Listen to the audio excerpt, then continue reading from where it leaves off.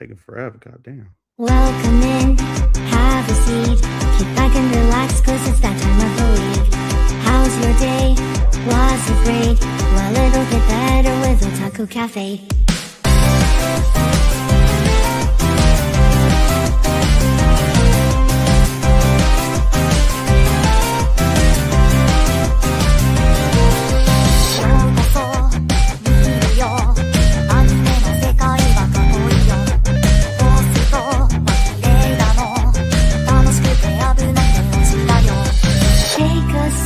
Nostalgia, let the memories bloom. All these stories in my head are gonna make me go boom. Kick back and relax, turn the volume to the max, bob your head until you're dead. Yeah.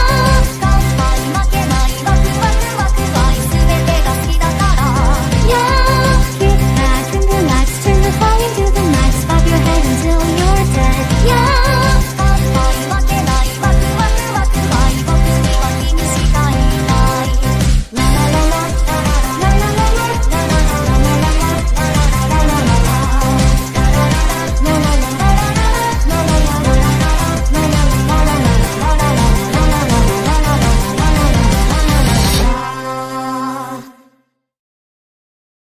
Minasan Gombawa. Welcome to the Fall 2025 Awards Part 1. Sorry, I was letting the applause. Yeah, there's the applause, the applause. You'll notice you don't hear Chris and you don't hear Matt.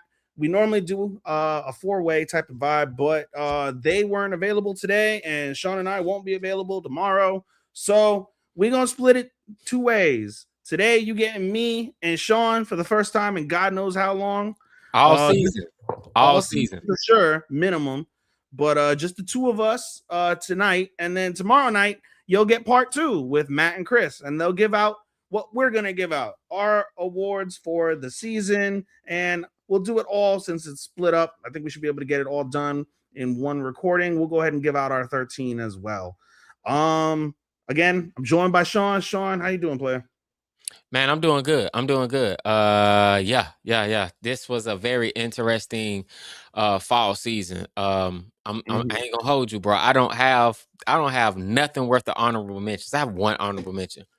I had over 15 shows, but man, you gotta throw 2 in there for posterity's sake, bro. Even if you thought they were mid, you throw them in there.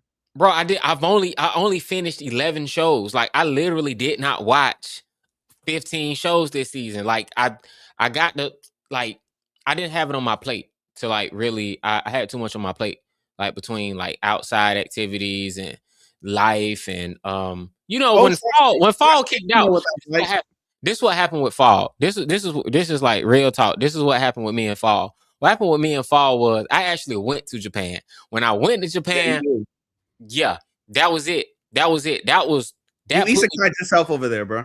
Bro, that put me behind a couple weeks coming back. Like, I had to catch up. And then from there, it was just like, going into it, it was like other stuff going on. And then I had a business trip to Colorado. I missed a week then, tried to catch some stuff. It was like, nah, bro, I struggled just to keep up with like 10 shows. I had EDC and I had fucking Lost Lands.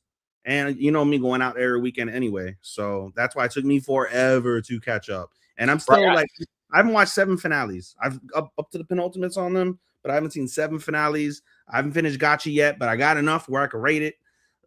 So I feel you.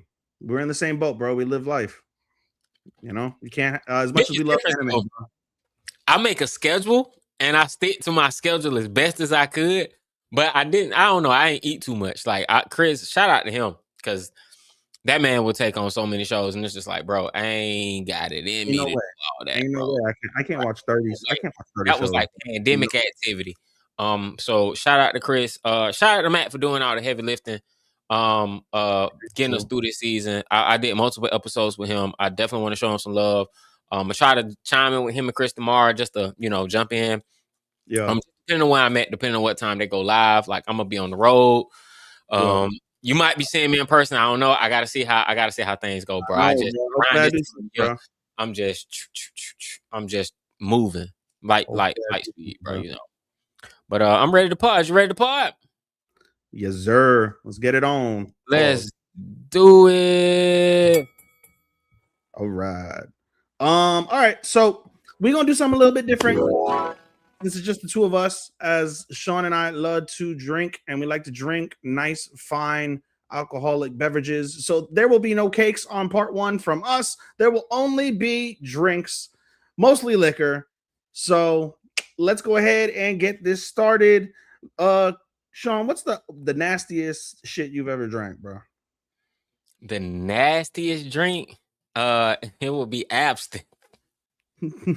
All right, so we're gonna take a shot of absinthe for fucking our biggest disappointment. What is your biggest disappointment, Sean? All right, man. This season it wasn't really shy, man. I had great hopes for this anime, but it fell short. Animation was on point, character design was fire, but bro, y'all could have kept that. Um, the anime I'm talking about is none other than my status is an assassin, You are obviously outclassed, crazy. That is crazy, dude. bro. Like, What? yeah, bro. Dog, I could have kept that, man. That's like Other bro. That didn't even make my top 10. I ain't gonna hold you. I can't even hold you, dog. It didn't even make it. brother, you are wild. So let down by that show. The only thing good about it was like maybe the opening theme and like the way they drew the characters. Outside of that, bro, yeah, what's the worst thing I made it through all season, bro? I You didn't. are. I cannot believe that. I cannot I believe just that. not feeling my stats as an assassin, bro. I watched it because it was cool, but it was just like, bro, this I don't know, but it's a 3 out of 5 for me. It's a 3 out of 5. Brother, that is crazy work. Yo, I don't know how Matt does this, trying to live tweet this shit on our Facebook. This is like it's like I gotta download different I probably will just do that. Just download stuff. Download, and then I gotta find my joint. Mine is a show that I didn't give a rat's ass about when it was all said and done. It was a complete waste of time. Similar to how you felt about Assassin in a different way, which is still crazy to me. But what's it called? For me, it was Disney Wonderland. I didn't give Mm. a rat's ass about Disney Wonderland. It just the plot made like there were little stakes really with the plot. Even after the 8 episodes are over, you still don't even truly know like what's the point. Like, what do you get when you graduate the school? I thought we were gonna see Yeah, more actual like Disney characters, right. and we didn't. We just we got little clips and stuff, which was fine. Like they did use some of the clips from like the movies and shit, but I thought we were gonna get a little bit more of that, maybe like a different version um of what's it called? Just some of that shit like that you would think. So yeah, biggest disappointment. I gave that bitch a 2 3/4, I think, and it only got a 2 3/4 because the animation was actually really solid. Outside of that, so Ooh. you know me, I don't really give shit. I don't give shit fucking twos, bro. It's so hard for me to give a two. So that's how mid it was. I don't fault you for it. I didn't even bother watching it, bro. Like it You was didn't miss anything. You yeah, didn't. the concept sounded cool, but it was like, yeah, nobody was talking about it. No one said anything good about it. Like no one, you guys can sell me on the show. And that wasn't it. But yeah, so the let's do this. Next one I want to give a white chocolate martini. What Oh, was the biggest chocolate surprise of the season? white chocolate martini. Biggest surprise. You tell me. You go ahead. You want it? Go ahead. Oh. Biggest surprise? Oh man. And what's your biggest surprise, big dog? Bro, biggest surprise for me was probably Sounder. I Ooh, knew nothing about that show. I literally picked it out of a hat because the animation looked cool. But I did not know it was about Santa Claus. I was like, wait a minute, this is an anime about Santa Claus? What the hell? And mhm. it was nothing like I expected. Like I love the animation. I could say so much good things about it, but yeah, it was a pleasant surprise. I did not know what I was getting out of that show. And shout out to Amazon Prime Video for giving us the same day Simla dub. Because Gosh Yakuda had a Simla dub up until the second curtain. It was gone, which is funny because Toganaki was able to keep his Simla dub. And I honestly, if I could have traded one for the other, I'd trade it. But anyway, Sander was a big surprise. I've never heard of it. But I'm glad that that was my sleeper of the season. Did not see it coming, but I really enjoyed it. You know something? You know something, bro? We're twinsies because I chose Sander too, bro. I chose Sander too, bro. It was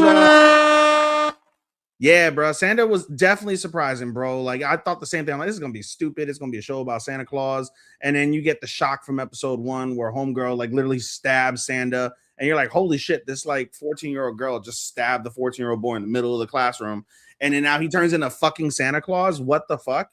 And then as the show continues to progress, bro, just seeing like all the layers involved with like the story and its political nature. I was very surprised by that too, bro. And it was refreshing to see. So yeah, bro. I love Santa, bro. We'll talk more about Santa when we get to our 13, but that definitely was the biggest surprise for me too. All right, let's move on, bro. Let's go to our bet. Let's go with I don't know, man. Let's go. I guess we could start.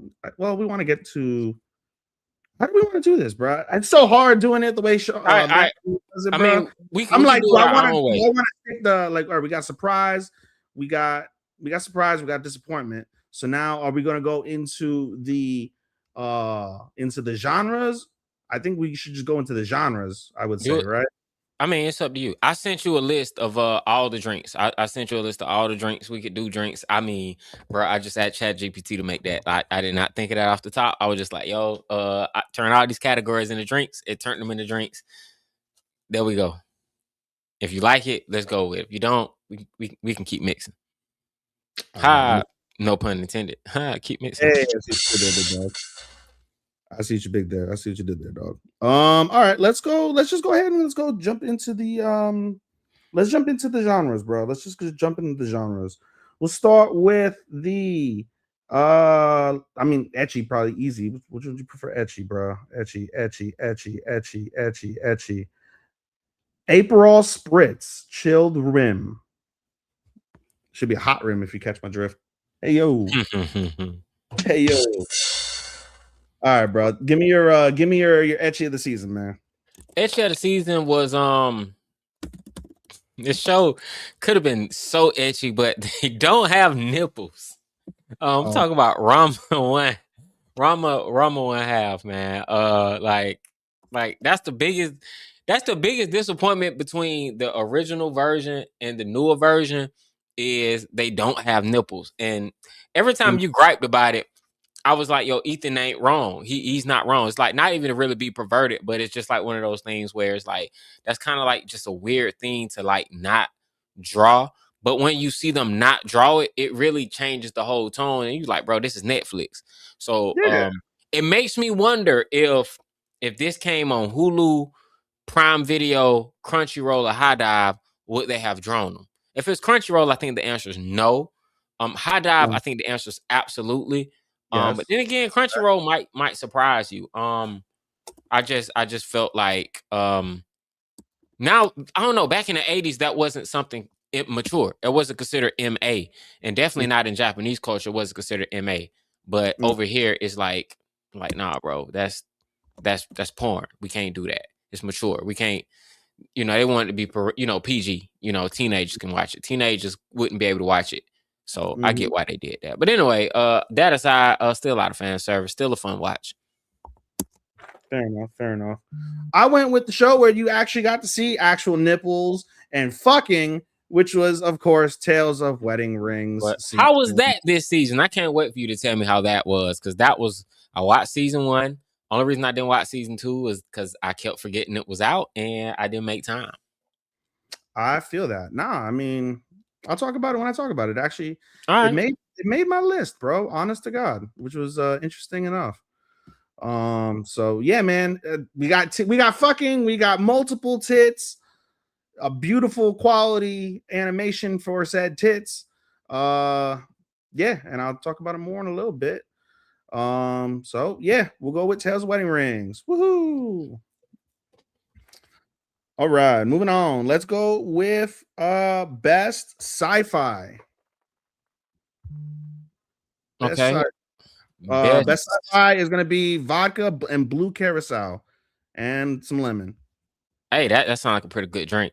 All Hey right. yo. Best sci-fi for me is Just Beyond the End of the World. Um, it was a Okay. legit good sci-fi series. Like it was straight up the most science fiction show of the season that I saw. It was about androids. It was about a future after a war where it was AI versus androids. The androids won, and humans end up curing all. Like, bro, they cured AIDS, cancer. They created these nano machines that not only cured, like kept your cells healed in your body, but they allowed you to like be able to like work with machines. The downside to it is people discover they can hack you. And if they hacked you, um, that was your ass. They can make you do debaucherous things because you were hacked against your will. And then people started acting crazy and blaming that shit on being hacked. And so the world went to shit. Mm-hmm. I don't want to spoil the plot for those who have not seen it. I take some issue with the way they directed this show, but nonetheless, it was a great sci-fi show. Even if it wasn't the best anime, Mm-hmm. it was a great sci-fi. It was a great idea. Great idea. You said it was Dust Beyond. Just beyond. Dust Beyond. All right, there we go. For me, it's easy. I didn't watch the sci-fi this season, so not applicable. You didn't watch Dust Beyond? No, I didn't watch Dust Beyond, dog. Damn, I It thought it looks was one you gorgeous, watched. gorgeous, but the It was plot. they did the same thing that my stats assassin did. They went with the more early 2000s, late 90s, early 2000s animation style, and I really appreciated that. Yeah, man, it's coming back in vogue, which is solid, bro. Ranma Yeah, is. I think that's gonna be a theme. I think the retro Yeah, anime. I think retro anime art styles are coming back. Just don't bring back that. Don't bring back that. Lucky Star is the exception. Don't bring back that super big eyed, crazy, before the Moe era. Don't bring that shit back, please. Don't. yeah. Okay, moving on to the best music or sports anime, and that drink we're gonna hand out is a Moscow Mule for the Russian Hey. judges or the Russian steroids, however you want to look at it.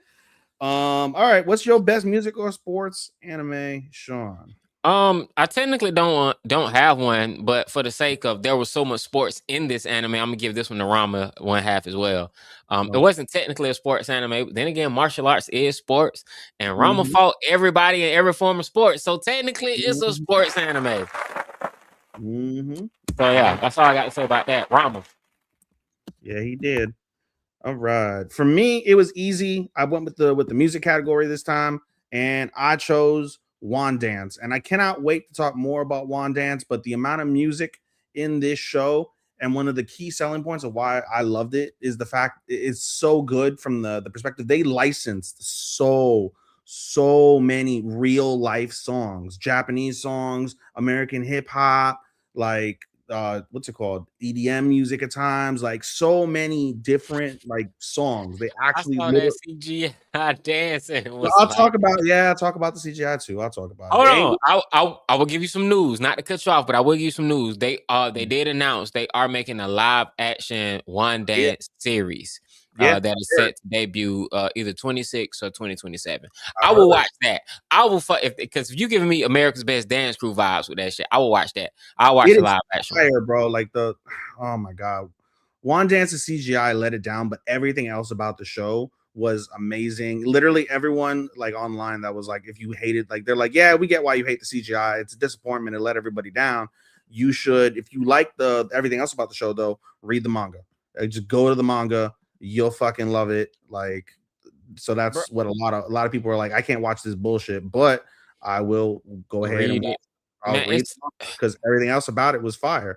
And So Madhouse did it. I'm so disappointed they did that CGI. Like that shit's crazy.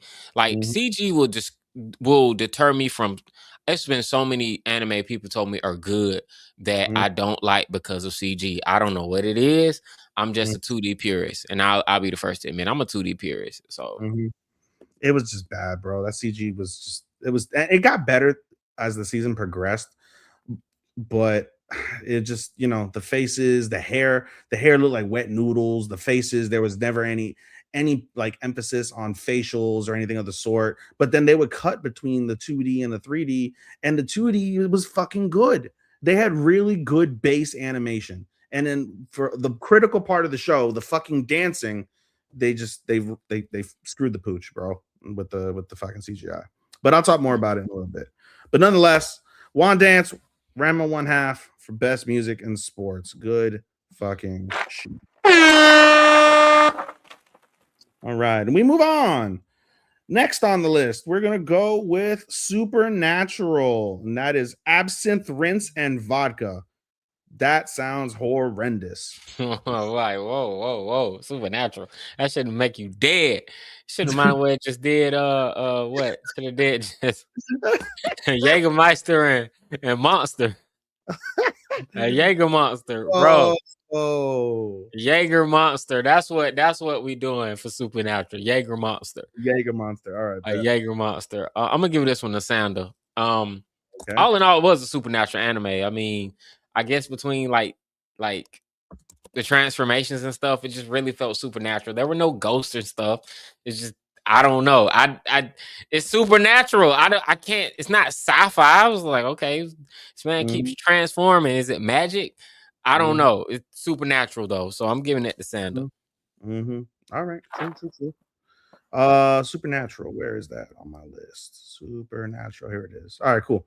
Yeah, I mean, I went with the show that actually had ghosts and spirits and things of that nature, and that was Shabake. The show is literally centered around what's it called? A human who has the ability to like not conjure, but be able to command various spirits. And there's like probably like 6 or 7 spirits, and the whole plot of the show is him trying to solve mysteries about a wayward spirit. He ends up having to kill the spirit toward the end. Like, it was literally about supernatural shit with spirits and communications and things like that. So easy for me, Shabake. And you went Sanda.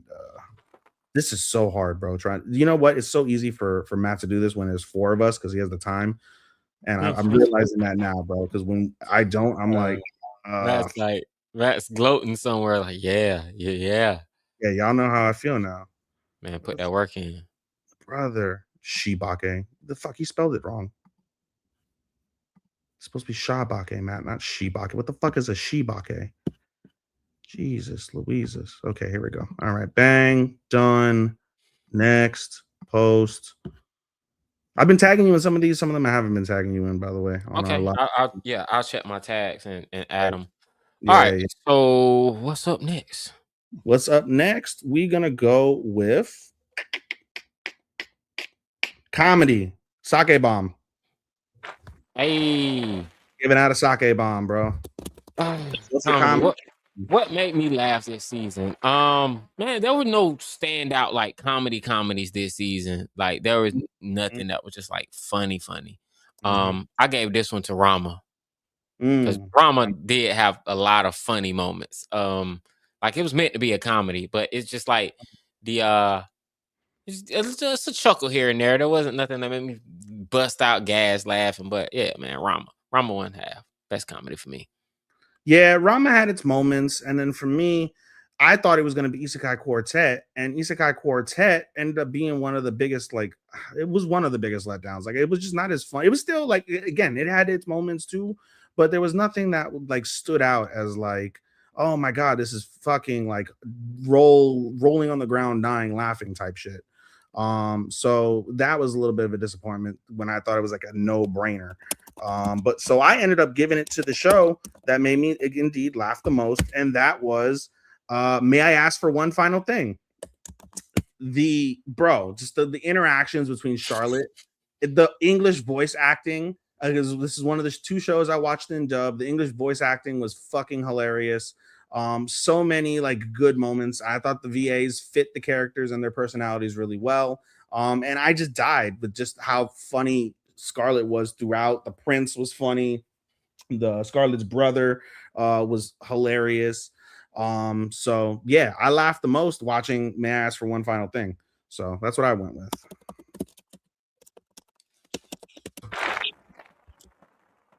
One final. All right. All right. Yeah, this is so damn. I'm not even looking at you, bro. I haven't looked at you in like so long. Aw. I know, dog. Well, I'll look at you a little bit when we get to the 13. Aw. So sweet. Actually, fuck. How am I even gonna do that? How does he do that? How does Matt do the 13? The 13. Does he live stream our 13? Does he? I was like, does he live post our 13? I don't know. I gotta ask him. I mean, I just live post 13. We'll see. All right, let's move on. Let's go with the best fantasy. Best fantasy is a red wine sangria. Let's go with a Hey. red. We're getting a little fancy fantasy with the red wine sangria. What's your best fantasy? May I ask for one final thing? Mm. To me, that was like straight fantasy anime, like magic, a princess who can like female One Punch Man, like she literally could just one punch knock you out. Like just it was a terrific fantasy anime. Terrific. Love Scarlet. She was awesome. Matt, as for one final thing. That was my choice. Fair enough. Fair enough. For me, I gave it to the show that I still haven't finished, but boy, was it fucking amazing. Gachi Akuda. I gave it to Gachi Akuda, bro. It's a straight fantasy just from the perspective of there's a world that's perfect outside of like you could tell it's Earth, and they just throw their trash down, and it's like all sorts of corrupt and fucked up, and you have all these like trash monsters, and with all the crazy the powers involved with your like treasured items and things. And then we're gonna talk more about Gachi Akuda as we go along, but yeah, dog, for fantasy, I definitely gave it to Gachi. Now I got to download fucking Gachi Akuda picture. This is stressful, dude. You're right. Matt is probably just fucking cackling his ass off wherever he's driving to right now, listening to me. I thought he gave you all the photos. I have all the photos, dude. That's why I'm like, I have a Google Oh, Drive. you have to go through them. I have to go through them, bro. Ah. I have to go through them, download them on my computer, and then fucking like load it. Gachi and May I. See, like I said, he's got more time because he already probably has everything like loaded already, like on his computer. I didn't do that. I just was like, oh, I'll just go through. So now I'm having to download and then have to search for it in real time. I should have downloaded the folder, but Yeah, I say I know he sent the folder. I say download the folder, man. You got the batch. yeah, I already started it this way. It's all good. All right, let's move on. We are going with let's go with Mystery Thriller. Mystery Thriller is an extra dry gin martini. It's a sharp, tense, no wasted movement. Damn right, that sounds sharp as shit. What's your best thriller mystery? Sander. Mm. Sander. It was so many mystery. Like it started off with a mystery. Like started off with a student who asked Sander, "Hey, I need you to find my girlfriend. She's missing. I don't know what happened to her.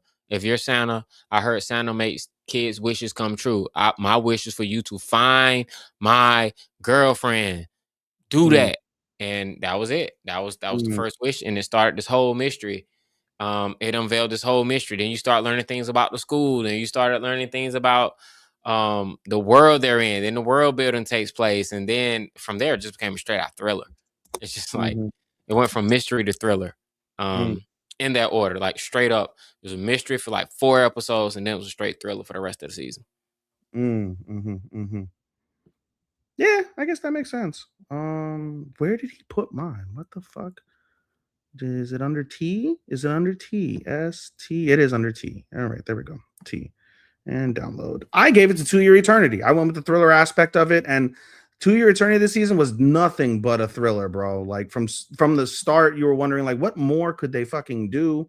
And they end up going with the crazy route of all of the knockers. And them fucking like taking over like people that wish to die, and you see some of the knockers are fucking just cold and ruthless, and you see Fushi just going batshit throughout the season, like trying to figure out what to do next, what to do next. And yeah, I um, so I thought it was definitely really hate I solid. missed. That's what's up. I hate I missed season 2. But yeah, I'm gonna watch season 2. Season 1 was good. That's the show that it just caught me at the wrong time, and I'm probably 50 episodes behind. But for 2026, I put it on my back burner. I was like, yeah, I think I might need to put some time on this one. Yeah, no, I was wondering what they were going to do with Eternity realistically, because I thought the end of season 2, I thought it ended well. Like I thought, what more needs to be done? And then season 3 comes, and like I said, all the suicidal shit, the murder that happens, bro, like multiple episodes, bro, with like pools of blood with people, bro. Like it, it's pretty intense, Mm, honestly, pretty intense. So all right, it's worth a watch, bro. It's worth the watch for sure. absolutely. Is worth the watch for sure. Okay, let's move on. I don't think we have too many more to go. We've done etchy, music, sci-fi, thriller, super, fantasy, comedy. We'll go with adventure next. Spice rum and pineapple. That Ooh, sounds that sounds I, good. I would Um, love I would love one of those. Man, I might have to order one of those. Dust Beyond the End of the World. That was a straight up adventure. That's what the whole anime was about. It was about three unlikely companions going on an adventure. Um, they didn't go too far, but Mm. they tried to go on an adventure. But they got sidetracked for the whole season. It's the best way I can describe is they started an adventure, went on a side quest, and next thing you know, you on the penultimate episode, and it's like, yo, we're at the destination now, and it's like, wait, when did that happen? What? Like what? Like yeah, man. It took a hard left. It took a hard left towards the end, but it was all the better for it. But yeah, it was an adventure. So yeah, Fair that's enough. beyond the end of the world. Fair enough. For me, I gave it to my status as an assassin exceeds the hero. I mean, it's Not a a bad choice. it's a isekai, and they're the literal adventure of them trying to go after Graham, and fucking the hero needs to go after the demon lord. They travel to different parts of like this world, from the elf world to like Graham's territory. You see all like the animal type of people as well in Graham's territory, like. And yeah, it really was just like an adventure of them like having to go into like caves, fight the demon monsters, so forth and so on. So I thought it was a pretty decent adventure, so to say. But could he beat Jinwoo? I'm No, just joking. I'm just joking. hell no. Like, Hell yeah, no. hell no. Hell no. Hell the fuck no, he won't. All right, let's see what's next. Best slice of life for fall 2025. That drink is gonna be, where did it go? Strawberry soju. That's good as fuck, bro. I have some in my Yeah. fridge. Hey, I have some strawberry soju in my fridge. I haven't opened yet.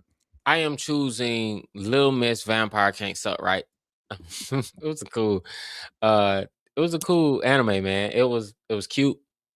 I It can't was believe I put y'all on that shit, and then like you and Chris loved it, and I'm like, it's not my thing, but I think it's your thing. Cute girl doing cute shit.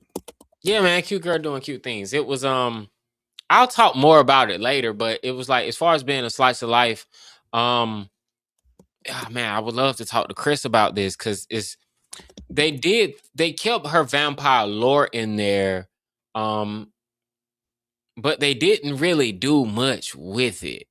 They Mm, just made her a vampire for the sake of having a plot device. But mm, other than that, it was a traditional school anime. beach episode, culture fest, some what sports fest. Yeah, you know what I'm saying? Like maid cafes, like just yeah, new friends. One guy opens up, becomes comes out of his shell. She lets her cool down. You meet her mom. I mean, it's cute stuff, man. That's it. It's just a high school anime, man. It was cute. Sounds good to me, buddy. I gave it to Chitose's in the Ramune bottle. I think it's up. Obviously, like there's aspects to like the romance portion of it, and it sucks that they had to take that break. Otherwise, it would have ranked high on the fall list. But honestly, dude, like I thought it's a pure slice of life from the aspect of Chitose is trying to solve these girls' problems. He's got the little harem thing going on, but his day-to-day life is just kind of like being with the girls, being like the cool kid in class. He helps out that one dude, I forget his name, and ends up integrating him into the friend circle. And everyone loves him as well once they get him back from being a NEET, because he was upset that his like bullshit friends fucked him over with like the crush shit. But I thought, yeah, it was a hell of a slice of life. It's just teenagers kind of going through their high school life, and in the process, like it's coming of age. They're starting to learn things about themselves, about other people, about the situations that they find themselves in. So yeah, Chitose in the Rumine bottle is definitely my slice of life of the season. All right. Next, we are going to go with romance. What drink is romance? Survey says the romance drink is sex on the beach. That probably should have been the ecchi, but in any case, we'll go with best romance, sex on the beach. You and I have good discussions, but you didn't watch many romances, I think, this season, bro. I didn't watch. I didn't like. I think this is one of them seasons. I couldn't really. I didn't choose to stick with any like true romance stories. This is what was torn. Initially, I had selected Matt as for one final thing because there was romance involved, but there was no real romance. There was like romantic moments there was the interest of romance, but there was no real romance. Ultimately, I chose Sander.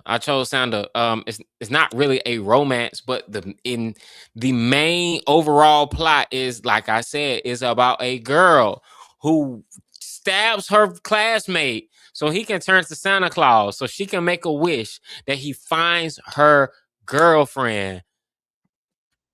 That sounds pretty fucking romantic to me. All right, fair enough. I gave it to the show that I have a thing at this stage. I think I watched Sasaki and Miyano. And you and I watched Horimiya. Like when romances do like the bright colors that like accentuate like the big moments in the show, like the really cute moments, really like bold moments, things like that. From the show, A Star Brighter Than the Sun did that on multiple occasions, and it was so gorgeous. The story was really nice. In the end, they basically end up together. So we did actually make a couple out of that. So that was pretty solid.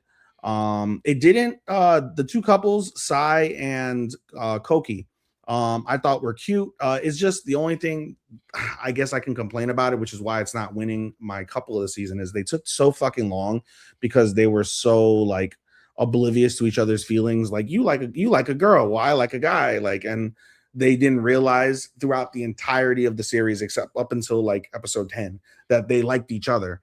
And this could have been resolved so much sooner. But obviously, then there wouldn't be a real anime, I guess. But I'm all in favor of romances that will give us the relationship early on, and then the rest of the show shows them like growing as a couple, growing pains, cute moments, things like that. Originally, I thought it was going to be Yano Kun's Ordinary Days, because they did do that. They gave us the confession and they got together by episode 6, but that show didn't beat out A Star Brighter because A, it wasn't as cute, and B, they didn't do much when it was all said and done with the romance aspects. Like they got together and then there was very little progression throughout. Like it almost felt like they were just like really close friends that like each other than an actual relationship couple, even though they were in relationships. So in the end, I chose to star brighter than the sun. Animation was really good, and the cute moments really stood out throughout. So right, and I think our very last what's it called? What's the word I'm looking for? Damn it. Drama. Did we do Oh yeah, drama? category. No, we haven't done drama. Oh shit. Why didn't we do drama? I don't I was know. thinking action was the last one. All right, let's go with drama. Drama's a Negroni. Hey, I love a Negroni. Drama for me is gonna be the most theatrical anime of the entire season. It was just like a stage play. Every episode was, may I ask for this one final thing? Mm, Um, straight up drama, man. Like it was not a drama in the traditional sense of like there was like melodrama. It was drama in the sense of like this is a drama. Like like Scarlett got drama to deal with. Like mm, yeah, political drama, love drama, mm. just drama.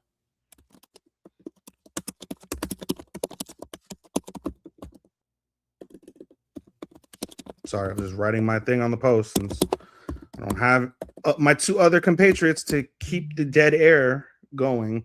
Okay, that makes sense though. May I ask for one final thing? Makes sense. I guess yeah, there's always drama involved at various points, and how they handled it was always hilarious, in my opinion. Um, I went with Chitose. Again, we don't have a conclusion as of yet to the current arc, which is such a disappointment. But the drama involved with the stalker and the people from the other school that are doing the stalking, and then the drama, especially with Chitose and what's her name? I forget her name now. Damn it. Damn, I forget her name, and I gotta fucking find. May I ask? Here it is. Boom. Done. There we go. Post. Next. Post. And now I can try and find the fucking name. Survey says the girl I'm talking about, the drama with Nanase. I think the drama between you and Nanase and Chitose is really well done. The sexual chemistry and the drama involved with the fact that they do like each other, but they're so close to being exactly the same person that kind of is a drawback. But there's still a lot of tension there and drama with that. The last episode that I haven't seen yet, but I've seen all over social media, where they're in bed together, like because she has to spend the night, and like literally Nanase wants to fuck, and Chitose is like, if I fuck you now, I'm literally taking advantage of you at your lowest point, and I'm not going to feel good doing that, so I'm not even going to bother. Again, there's drama from that perspective. And yeah, we need to see a conclusion to what happens with the stalker. So for now, yeah, I gave it to Chitose. All right, now we can go on to the very last one that we haven't done, which is the base of, I think, many anime watchers. They always start off with an action of some description, whether it would have been Dragon Ball Z, or it would have been One Piece, or Naruto, or Bleach. Could you call Full Metalist an action anime? Not really. I don't think so. What, Full Metal Alchemist? Yeah, Absolutely, an action anime. action anime. There we go. So we're gonna go with the genesis for many anime watchers as our last category, best action of the season. Yeah, man, I went very traditional with this one, and I had to do it in honor of the final season. So you probably know what I'm gonna answer. It's Mhm, My Hero Academia. My Hero Academia was meant to be a this was the final season. It was an action anime. I thought it was debaucherous mm, the way they directed this final season. They ought to be mm, ashamed of their damn self. mm, I will get to this later. I have my issues with this last season. It mm, had its moments. mm, Honestly, bro, it was a great action show. It's just mhm, the Deku fight way too dragged out. mhm, Way too dragged out. mhm, Um, mhm, but Bakugo saved it. Like mhm, mhm, she mhm, saved it. He mhm, he he freaking saved it. Action wise, Mhm. Like yeah, because it was just flashbacks. It wasn't even really action. It was flashbacks and talking until like, you know what I'm saying? Like the season Mhm. before this one was really like more with the action. This one was just flashbacks and talking. Yeah. Flashbacks and talking. And flashy colors. It was flashbacks, flashy colors and talking. Yeah. But I mean, best action though. So shit. I would have Me- gave it to Scarlet because honestly, like that show had way more action. But I just final season, I had to honor my hero out of respect. Out of respect. Same. I liked it more than you did, but I understand your points with it. But I also gave it to my hero. What's up, a gay man? Hey, queen. Hey, baby. If you're still watching. All right. On that note, we are done with the genres. Let's move on to the specificities of Wait, the we season. were twinsies? We were twinsies for the second time in the show. Bam, bam, bam, bam, bam. No. All right. Let's move on to.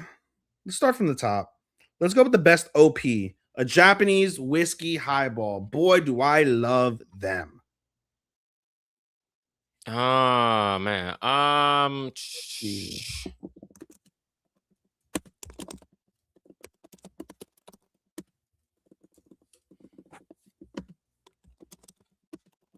All right. I am going to choose hold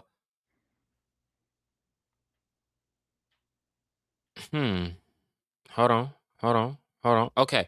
I'm going to choose Wo I Ni I Love You by Wednesday Campania Com Campanula. If I said Campania. All right, fuck it. From Rama One Half. Rama One Half OP, man. Like Rama Oh, O that Half was OP for really second good. season. That was That my was, that was my favorite OP of the season. Wednesday Campelia. I'm not gonna put the names. Why I need. I don't know I if mean, fucking I do it, I do it out of respect of the musician, but I feel you. I feel you, there were so many good OPs, bro. Ranma's OP for sure was a really good one. There Uh, were.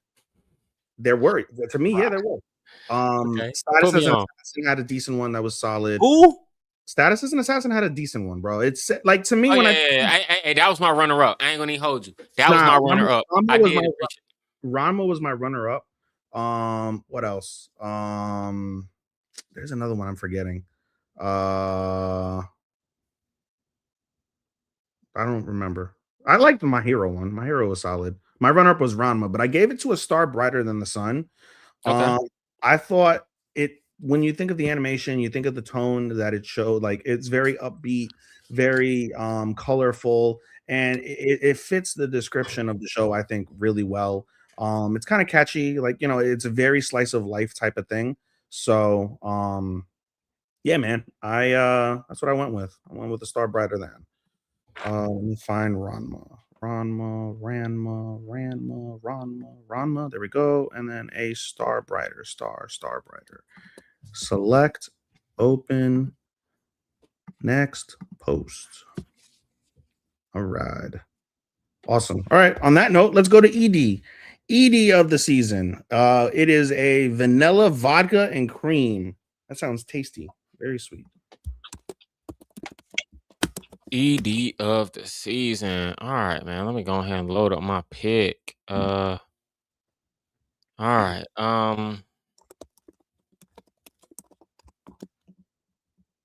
I'm going to go with Diary by Soshi Sakiyama. That is the ending theme. Diary is the ending theme of Sanda. Okay.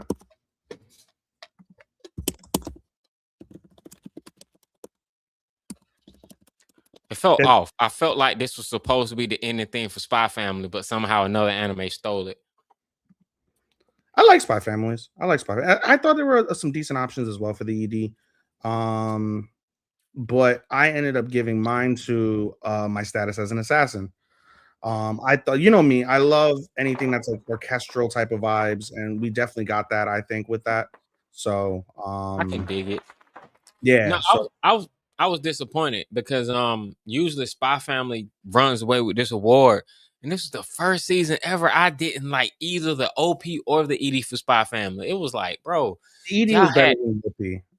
they used to have these groovy like theme songs. Like they had this marching band rock shit at the beginning, and then the end was like, bro, what the? No, that's not what I want. Don't do that again, Spy Family. Stop. Stop. Don't do that. I feel you. All right. Continue with music. Let's go with soundtrack. Best soundtrack. Damn, excuse me. I'm sorry. Man, this soundtrack kill it. Gachi Yakura. Yeah, bro. Gachi Yakura, the soundtrack was like I didn't legit. pick it, but yeah, man, it was fire. Gachi Yakura, that soundtrack was legit. I was like, okay, they that show is like just to glaze it a little bit. That was the best produced anime of the season. Like best produced. Like I'm not saying anything specific. I'm saying that was the best produced show. I felt like the most effort giving the audience what they want or what went to that show. Like they really, so from the soundtrack to a bunch of other things, but definitely the soundtrack, it fit the vibe perfectly.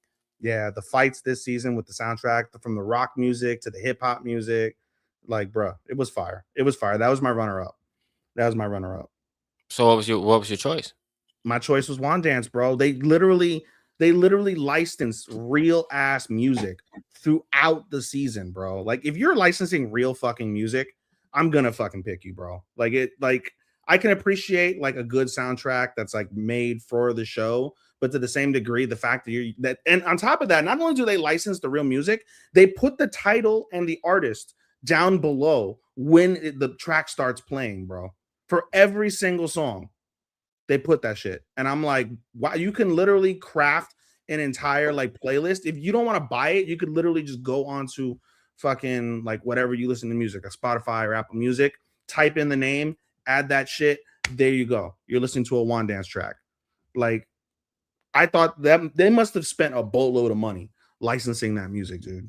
And it's not like 2-3 songs. Like, it's a good like 7 to 10 songs, bro, that they license.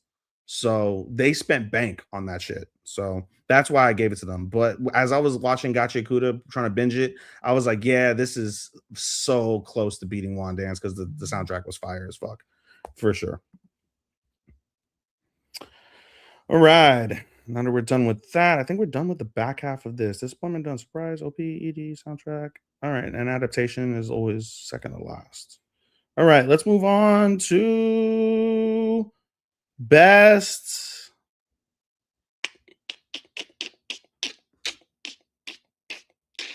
Let's go with best group. Best group or duo. You have a split base martini, a gin and vodka. Best group or duo? Best group or duo. All right, man. Who did I give best group or duo? Gotcha. Best duo for me was Akane and Rama. I was gonna give it to girl Rama and boy Rama. I'm just gonna give it to Rama and girl Rama. It's like best duo. Like technically, that's really who I want to give it to. But they're like the same. They're different people, but same body, different body. I guess I don't know. Same soul. I don't know. But Akane was clutch.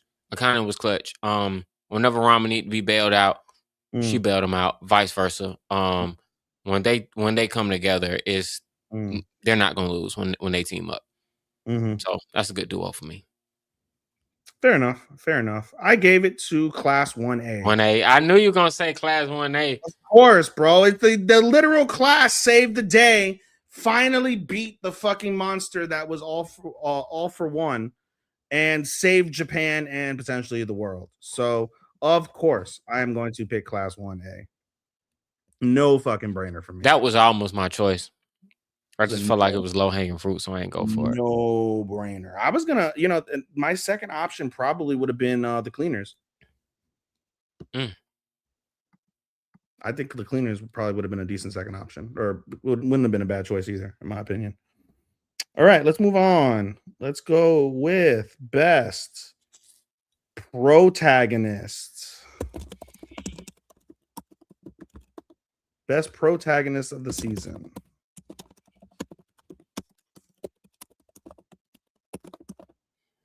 All right. What drink we have for that? Oh yeah, I'm supposed to tell you to drink a Black Manhattan. I'm sorry, no, that's an antagonist. Vodka on the rocks is protagonist. That's stiff. Okay. That's like that's stiff, boy. Ooh. Vodka on the rock. Depends on what vodka you have. My favorite protagonist, who I felt was the best protagonist of the season, was Sander. Sander was like the best protagonist, bro. He was like he was a kid in a world where kids have to be kids. He was forced to be an adult while a kid at the same time, and was put in positions. He even was conflated with the idea that if he kisses a girl as a child, will he die? Because deep down, does that make him a pervert, a pedophile? All these questions got asked. Like, he did not know how to handle being an adult and a kid at the same time. And he had to learn not to lose his childhood while coming to grips with growing up, and that's what the whole anime is about. So no, Sander was pretty deep. As far as the main character, he's everything you want in a main character. He does the right thing even when it's hard. He's layered enough to be selfish, and he's just not so eager to be the good guy. But he power friendship. He wants to do right by his friends. He wants to do right as Sansa. And then he's conflicted in those moments where he doesn't want to be Sansa. He just wants to be Sander. So yeah, man, Sander was my that was my protagonist. Twinsies. For all the reasons you said, bro. I don't even gotta dig further, realistically. Awesome. Download. That was awesome. All right.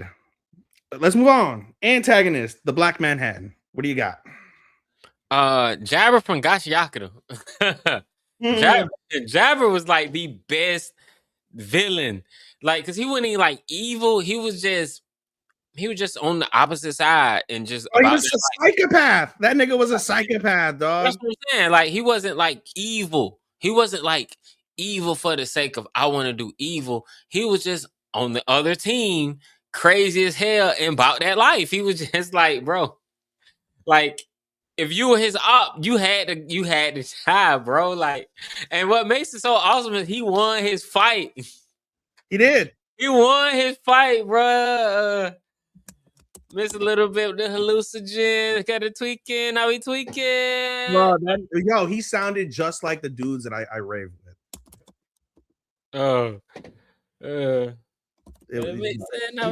That man was so hyped. Like, oh man, he was a great villain, bro. Got the wigs, got the claws, evil smile, evil laugh, having fun. Like, Jabber was awesome. Like, Jabber was by far the most interesting character on this whole show. Like, if Jabber's not on this show, bro, Jabber's not on this show, bro. I stopped. The last scene I saw is when fucking homegirl Ryu fucking shot him. Yeah, it's like that's where I stopped. Bro, it's shot my boy. How you gonna shoot my boy? Shot him. Crazy work. Yeah, man. Jabber. Crazy work, bro. You haven't seen To Your Eternity, bro, but I gave it to Mizahan the Knockers, bro. Crazy, bro. Like I said, like the way like they interact, like it's literally two people. They're literally are all the Knockers now. They have this normal facade, and then when the Knocker takes over that person, like it's just like straight faced, cold blooded, like all sorts of shit, bro. And just like their message is like we're helping people that wanted to die have better lives. And basically, like if that person like commits suicide or like fully gives up their life, then the Knocker takes over, bro, and they get to live again. Man, like, and it's so fucked. It's so fucked, but so interesting at the same time. I bet. So yeah, man, Mizahan the Knockers for me is my antagonist of the season, bro. Initially, I was gonna do All for One, but I already chose him like early in this year. Chosen him so many damn times, dog. Like, bro, he is just like he's one of the greatest we got to put him up there with Frieza. Like, All for One is one of the greatest anime villains of all time. Like, spoiler for those who ain't seen it. Turn it off now. I'm finna give you a big spoiler. Like, when you find out he the only reason old buddy even a villain in the first place. Cause he manipulated his dad to have him, then got into his head, and then gave him the quirk that made him kill the dog and his sister. Yeah, bro. That man evil, bro. I was like, oh, bro, that man's sick. That Yeah. man evil, He's sick. the devil reincarnated. The He was a devil victim. reincarnated. Like, Dog. bro, and then when you so I mean, like, really, when you know Deku up here trying to fight, Shigaraki, it's like, bro, he was a victim. Mm-hmm. Ishiraki, like, he was a victim, bro. He was a victim. Ishiraki was a victim of All for One. Mm. All for One was like evil, bro. It don't get more evil for that. And I'm so excited about Vigilantes coming out in winter because he is a villain. We know how he end up, but we just get to see him just from behind the scenes pulling these strings, man. But I don't know. I wanted to mix it up, so I gave that shit to Jabber though. Jabber cool as fuck. Nah, bro. No, that's a good choice. No doubt. Good choice, no doubt. I'm trying to find, you know something? I don't have a picture. I'm gonna have to find a picture for this shit. Because I'm changing. No, I'm changing my fight. I'm going with fight next. Best fight. Fireball shot. Yeah, that's rough. That's rough. That's fire though. Get it? Fire. Ha ha ha ha. I don't even know this fucking character's name, bro. And it was so far back. Is that her? No, that's not her. I don't fucking know, man. Fuck. I wish I knew. Do you? All right. For now, let's go with best fight. Best fight is a fireball shot. Sean, who you got? I got Jabber versus Zonka. Jabber versus Zonka was like the fight. Like, yeah, even with My Hero, bro. I'm sorry. Jabber versus Zonka was like a dope fight. What made it the dopest fight was the nigga rapping. The nigga rapping while he giving you that work. Oh, man, like how we take anime far into the 21st century, bro. We done seen Goku Vegeta do it all. We done seen flashy Sun Raku. We done seen like One Punch Man. We done seen Ed do this shit, bro. Niggas rapping while they giving you that work and you tweaking. Yes, absolutely. That was the fight. Man. You know something, bro?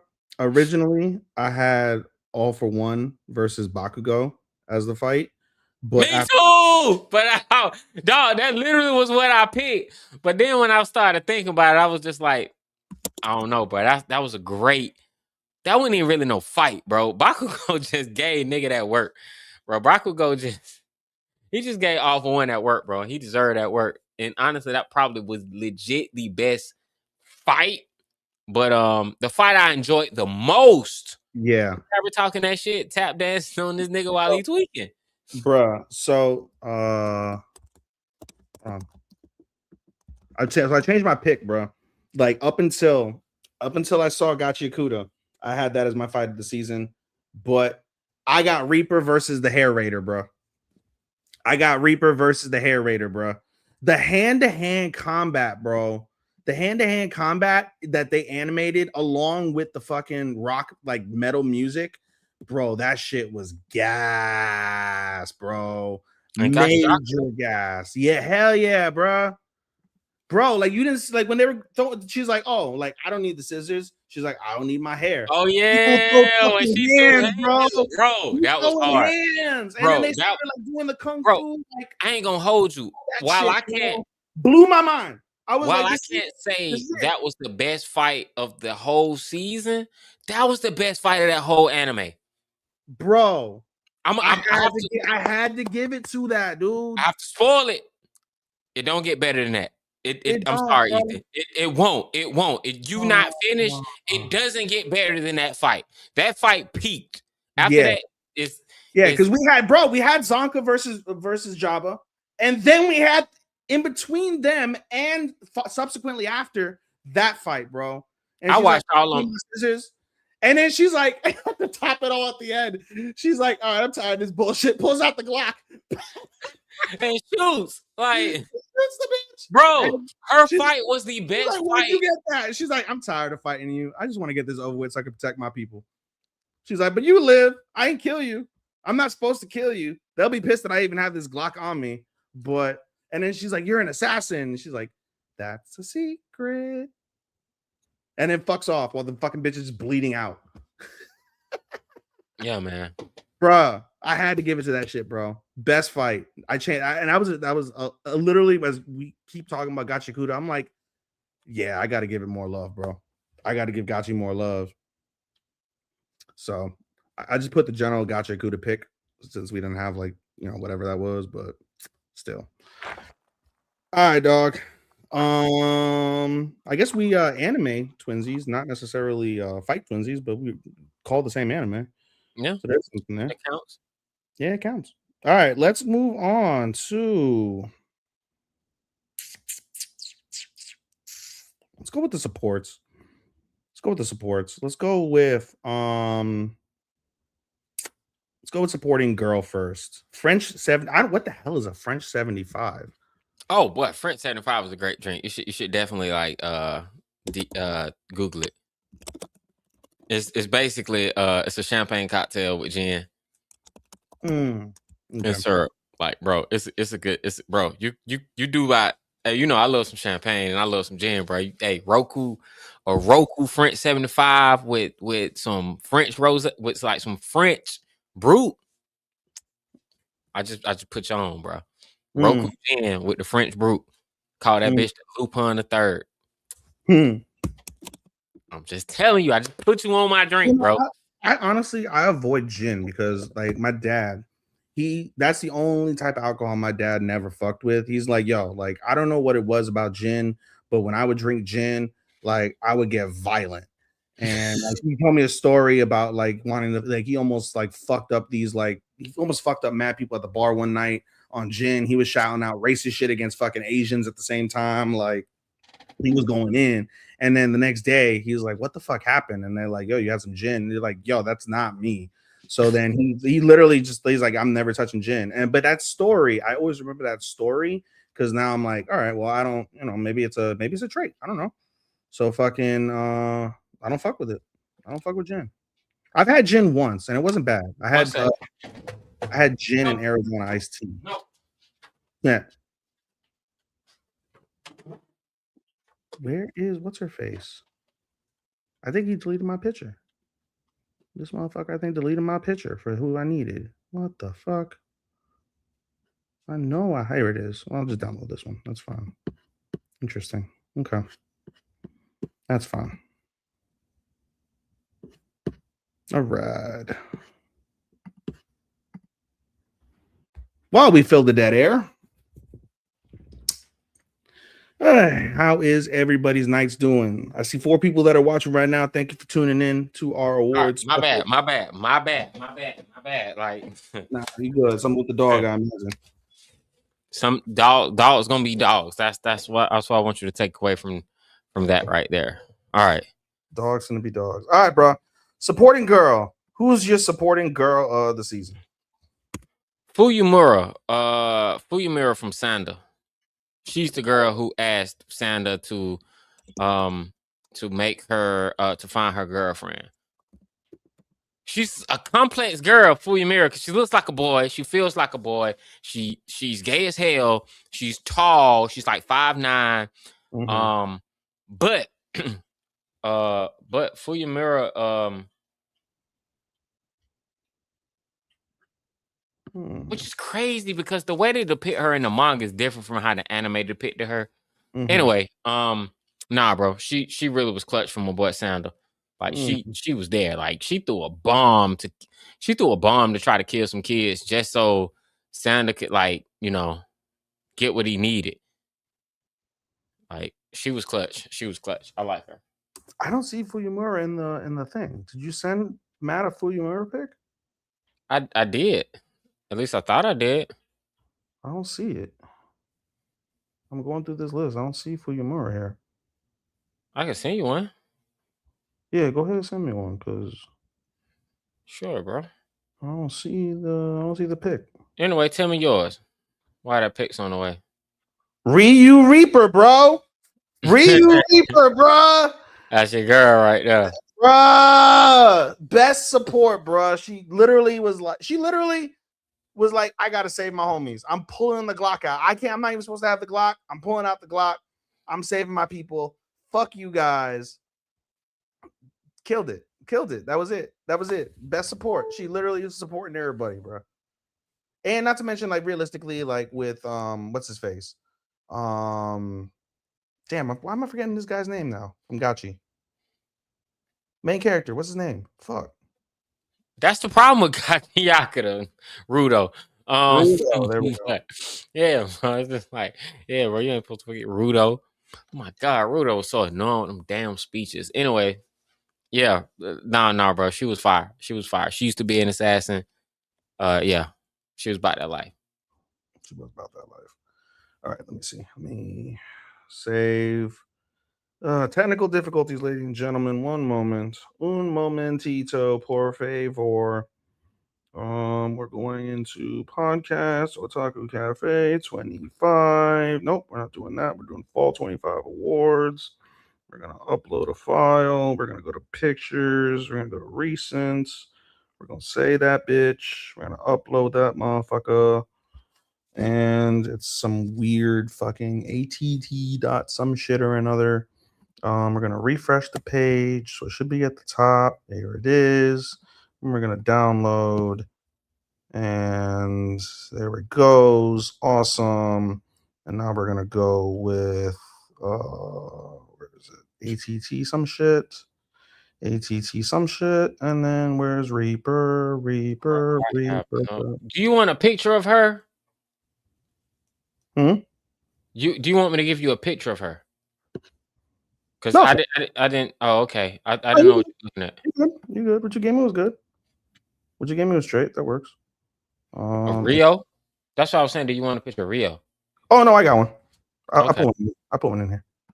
I just downloaded it. It was all right. There we go. Gotcha. I didn't know if you wanted one with the gun, so I was like, all right. Nah, I just got a regular one. She's nice. And the gun comes later. You know what I mean? So, all right, cool. All right, moving on. Supporting boy. What's the best supporting boy of the fall season?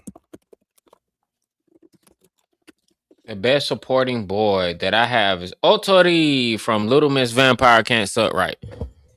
Otori was he was definitely best supporting boy. Like he supported the main character. Whenever she got tired, he was there. Whenever she needed blood, he was there. Whenever she forgot something, he was there. Whenever she was hungry, he was there.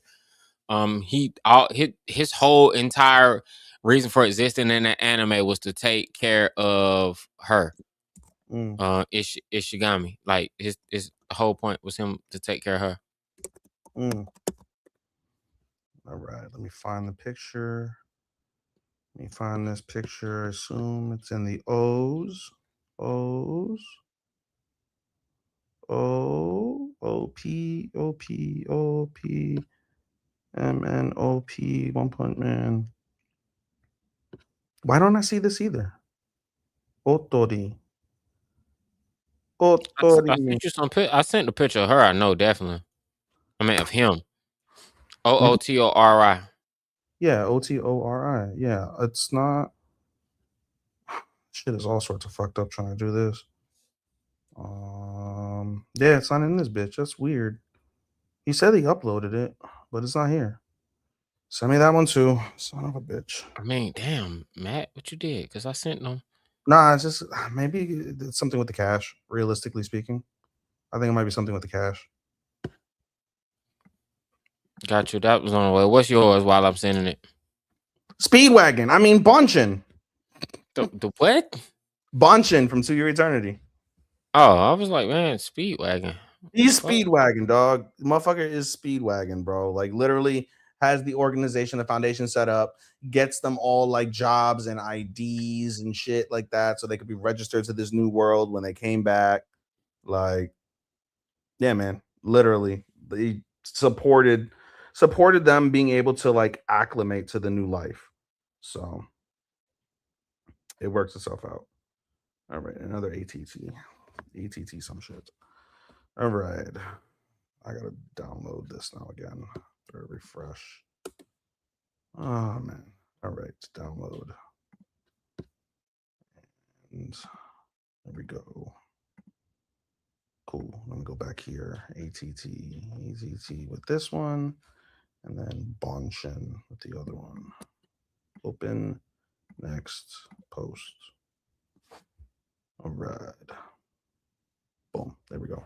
All right, cool. All right, let's move on. Hopefully, I have pictures of the rest of these shits now. Survey says the next award we're gonna do. Oh, by the way, supporting boy is a whiskey ginger. I like that. Oh yeah. I like that. That's good shit. That's good Whiskey shit. ginger is definitely a drink I definitely go to. Basically, a whiskey ginger ale, like a highball with ginger. Anyway. Yeah. Best husbando. We're going with best husbando next. Best husbando is gonna be a cinnamon old fashioned. That also sounds very, especially for this holiday season, sounds really delightful.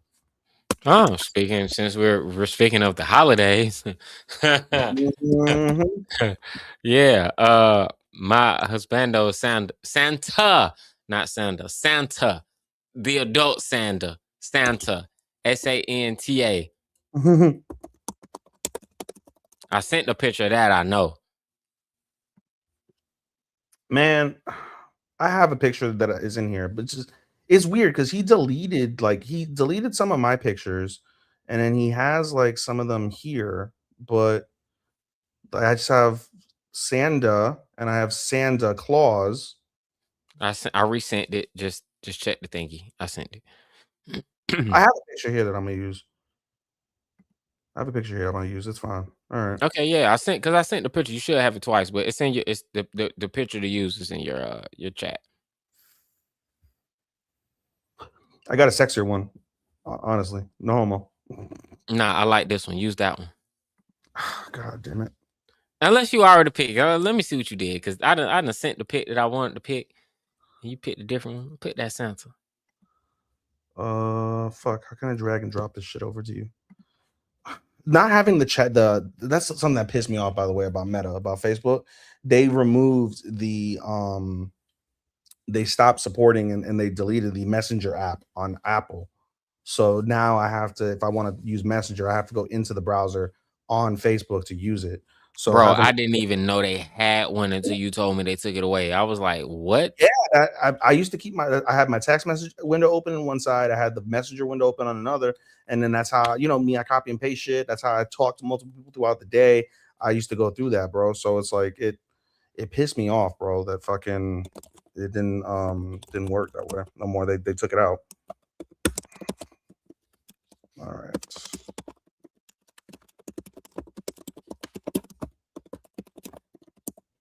All right, there we go. I picked Saku Chitose. Yes, he's the main character, but actually, no, yeah.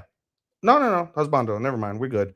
Yeah, Saku Chitose. Like literally, as I had said earlier, like the way that he cares for these girls and the stuff that he puts himself through, putting himself in danger, trying to fight when he don't know how to fight, things like that. Like literally, like Nanase looks at him like, "Oh my god, like save me, please! You're the only one."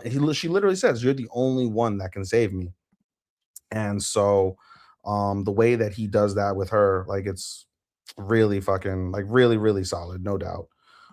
So that's why I chose Chitose. I don't think out of all the characters this season, a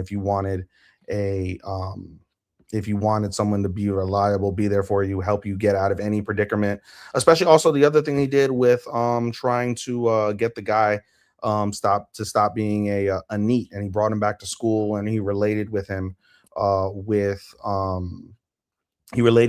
in terms of like, yeah, I know what it's like to have like your crush kind of like fuck you up, whatever. And then he plays Captain Savaho with his bullshit ass friends, and is like, yo, he runs them off for being pieces of shit. Like he's a real one, bro. Like Saku Chitose is a great friend and someone I think he's a quality husbando, no doubt. I think this season.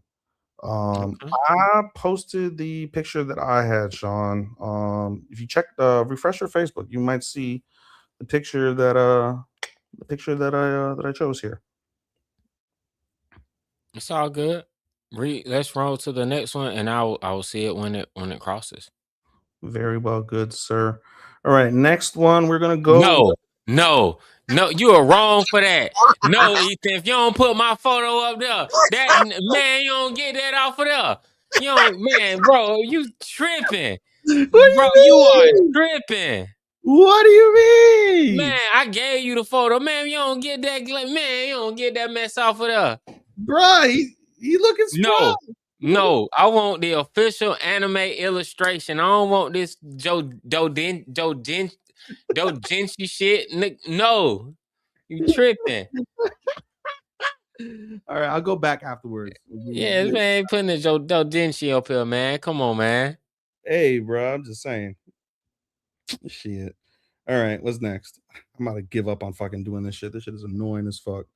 I don't know how Matt fucking manages to do this all the time. All right, what's next? We went with supporting. Let's go with the let's just go straight into best boys and best girls. Best boy, vodka and elderflower. What is elderflower?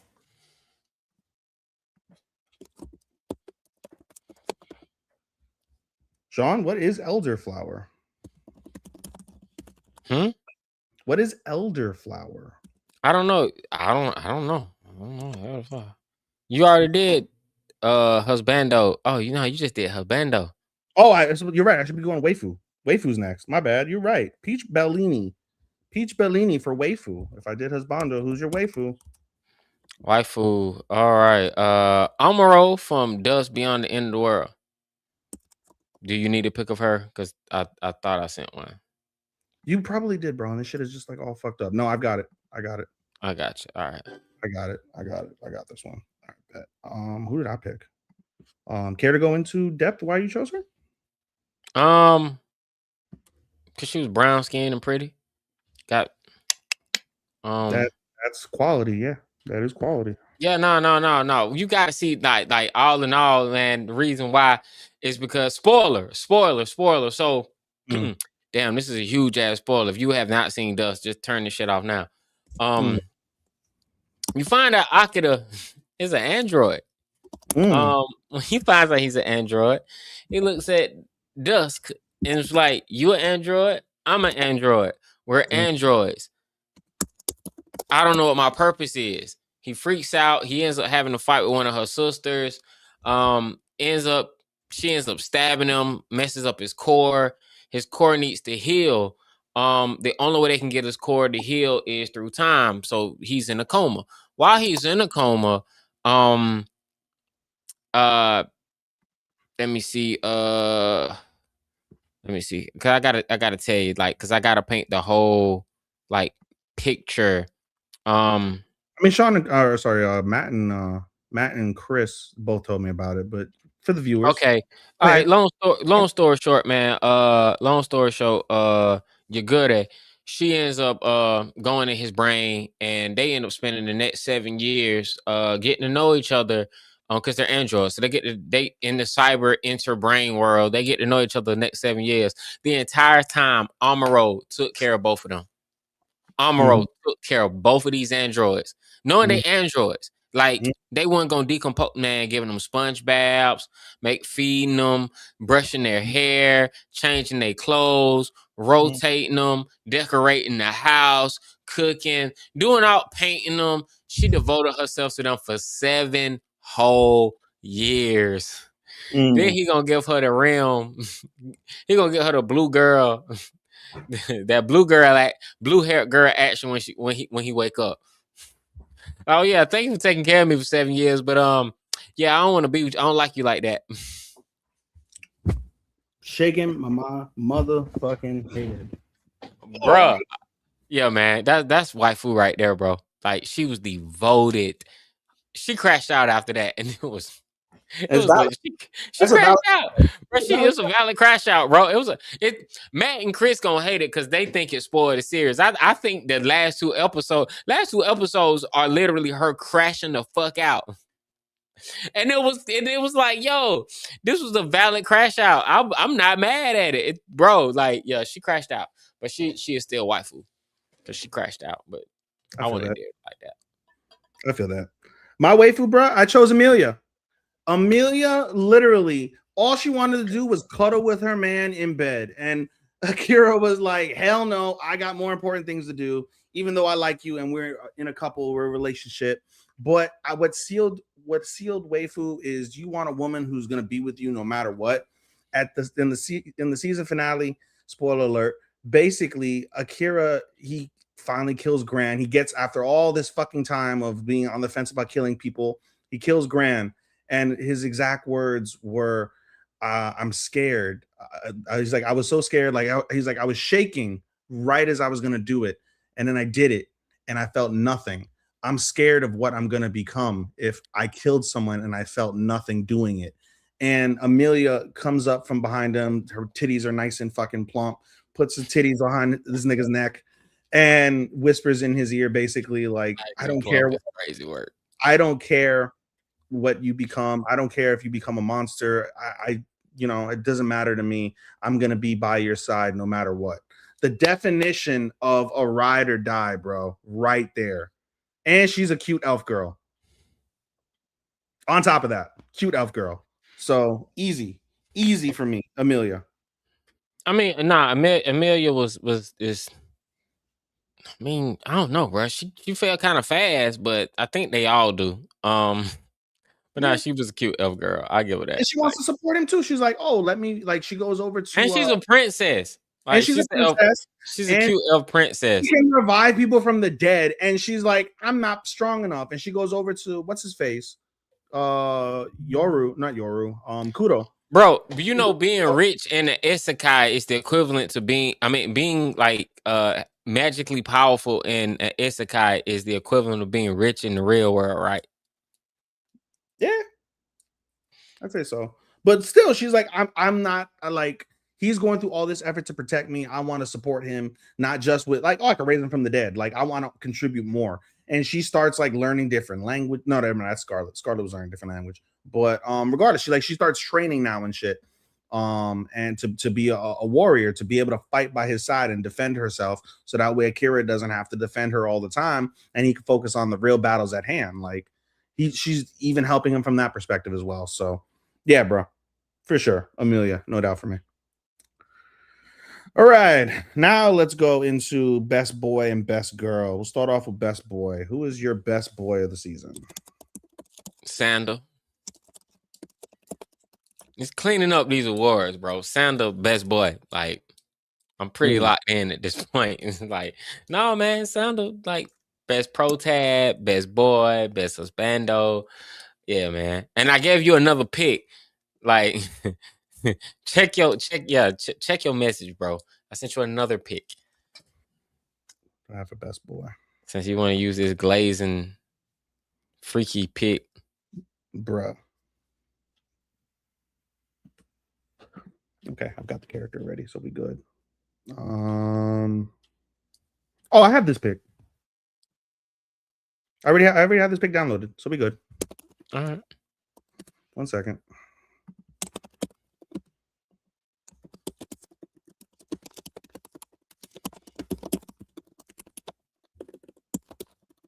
I chose Saku Chitose for all the reasons I've continued. Like, for you, it's Sanda. For me, it's Saku, in terms of being like, reliable and all that type of shit.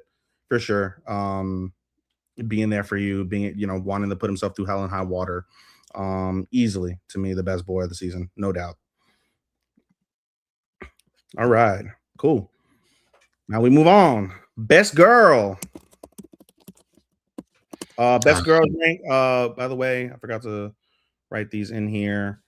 Where? Oh, damn it! I gotta go back to here this way. Where are we at? What drink? What drink is the best? Best boy was vodka and elderflower. Best girl is pomegranate martini. Ooh, fancy. Yeah. No, that's pretty dope. That's pretty dope. I feel like I got to give you an appropriate pick. depends on who you name. Because I have pictures, dude. So if I have the picture in here already, because like I said, this shit with the caches is what's fucking it up. Okay. My best girl is Scarlett.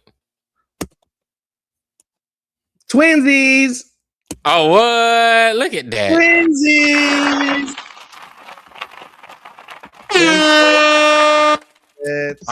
The reason Man. why Scarlett, bro, like Scarlett was best girl. I'm sorry, all the other girls from this season, there was some cool girls this season, but um, Scarlett was just like, she wasn't there to be just some love interest. She wasn't there to like serve the male gaze. She wasn't there to just prop up the male characters. She wasn't there lost or some damsel in distress. No, Scarlett was the main character. Scarlett had beauty, she had brains, she had brawn. She could kick your ass, she could talk shit. She was a boss bitch. Like Scarlett was just, yeah, bro. She was the best girl. Like, and if you don't think she was best girl, put your best girl in the ring with her and see who's gonna come out alive. Like, you ain't stopping Scarlett, bro. Scarlett is about that life. Don't get me wrong. Oh, you know who could beat Jinwoo? Scarlett. Man, yeah. What the way that her plot device works, like Hell Scarlett. yeah. Like Scarlett is the same reason why she ain't nothing but One Punch Man, but she's a female One Punch Man. That's it. Like that's Scarlett in a nutshell. And she's not stupid. Yeah. But yeah, man. Shout out to Chris. He's probably gonna say Ishigami. I know that was his girl all season. Matt's probably gonna say he's probably gonna say Athie. I already know. Between those two, that's probably who they gonna pick for best girl. I'll be shocked if they pick someone else, but it's Scarlett for me. There's an Athie pick in here. And then who'd you say for Chris? Oh, I said Ishigami from Little Miss Vampire. Eyes.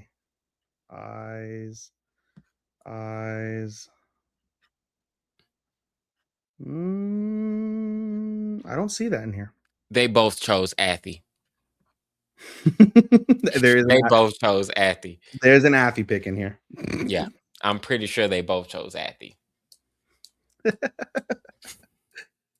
Just spoiling they shit, man. You ain't right. I'll see tomorrow, I guess. Nasty work. Oh, you can call it, I guess. There you go. That's crazy work, bro. We gonna see. All right, boy, girl, supporting boy, supporting girl, husbando, waifu, antag, pro tag.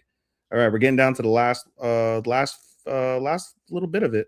We're gonna go with best couple next. Who is best couple of the season? Best couple. Oh man. By the way, that is a blood orange margarita. That sounds fire. All right. For me, I will say it was they weren't quite a couple, but they were so cute together. And that was Otori and Ishigami from Little Miss Vampire Can't Suck, right? I have that picture. I gotta download it. Otori Ishigami Little Miss Vampire. All right. Care to explain? No, man, they were a good couple. It wasn't like nothing romantic between them, but everybody was like, y'all good for each other. Like y'all cute together because he took care of her. And she considered his needs, and like they did all the stuff that a good couple does. It's just I like the fact that the anime didn't end with like a grand "I love you, we should be together forever." It was just like, nah, man, we friends, but this has the potential to be more than that. But right now, let's just focus on being there for each other. I thought it was really sweet. Wait, do I have that picture? I thought I had that picture. Let me see. Also, man, I have to fucking. I thought I saw the picture. I guess I don't have the picture. I thought I did.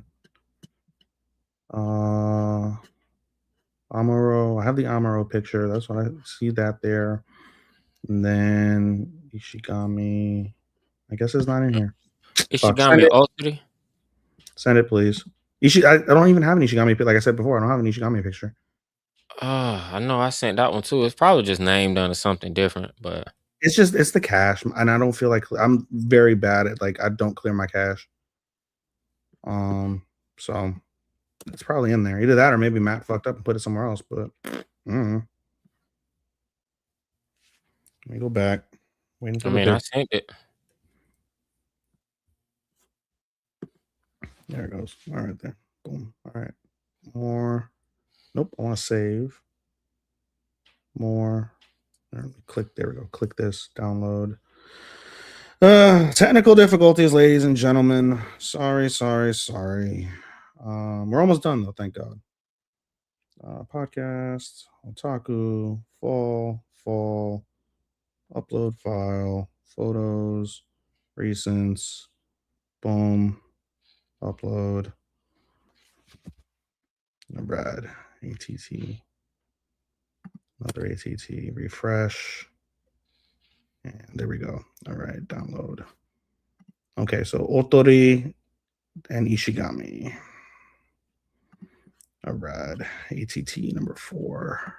This one and my image. IMG some shit. Which one is it? I can't tell. This one. There we go. Boom. Okay. I chose Amelia and Akira, bro, from My Status as an Assassin. Okay. Like I said, bro. What's it called? Like I They said, were a good couple. They were a good couple. I'll say that.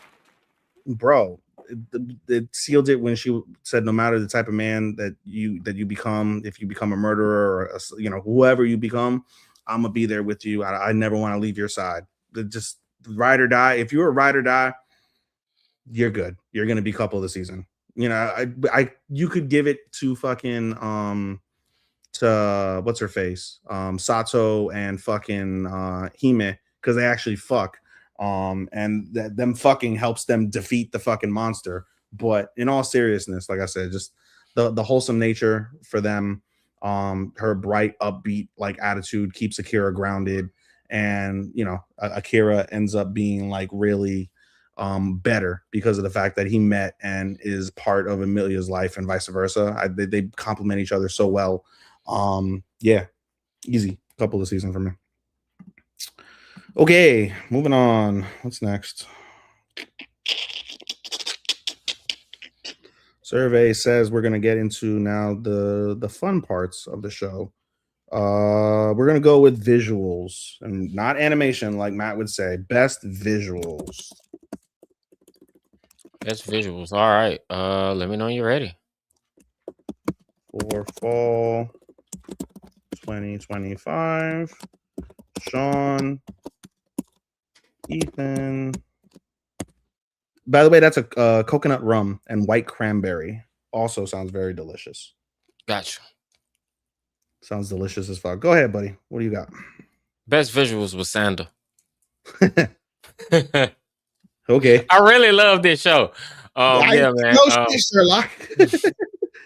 No, man. It was like, I'm not gonna say it was animation because they were still, but it was the way they blurred with. There were a lot of thin, flat lines, cell shaded. They mixed in a lot of the manga type animation. I mean, drawing panels with the background, so everything felt like surreal. Everything felt like they had these bland color palettes. They had these color palettes that were just like straight, like wood, like brown or blue, and then the characters always popped. Like nothing ever felt out of place. I felt like that has to stand for something. So yeah. Fair enough. I gave it to A Star Brighter Than the Sun. Like I explained earlier, they did the Horimiya Sasaki Miyano thing with the bright visuals that really encapsulated the scenes quite well when they were really cute or like important. Also, another big thing for me was facials.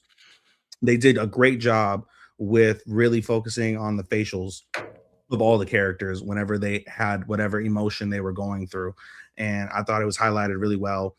You know me, I love bright, vibrant like aesthetics in the show. The show is ripe full of vivid color, and bright and exuberant like feelings that are portrayed through the screen, through the visuals. So yeah, no doubt for me. I gave it to A Star Brighter, but there were several good choices I think for visuals. One of the things I could have said, as much as I shitted on the CGI of Wand Dance, which is the animation portion, the actual visuals during the CGI I think were actually pretty decent. Like the way that they express and they talk about music and you would feel this to a degree since you're a musician, Sean. When you hear certain beats, you can close your eyes and you can feel the beat. You can visualize, different imagery from the beat that you're hearing from the music you're listening to, and the All right. CGI, they do capture that in between the dancing.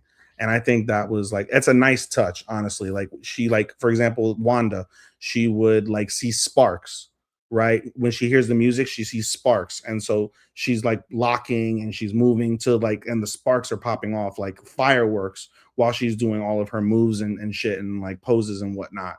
And you see the subwoofer from the speaker, and you see like fucking red or blue like pulsations from the subwoofer as the beat is hitting.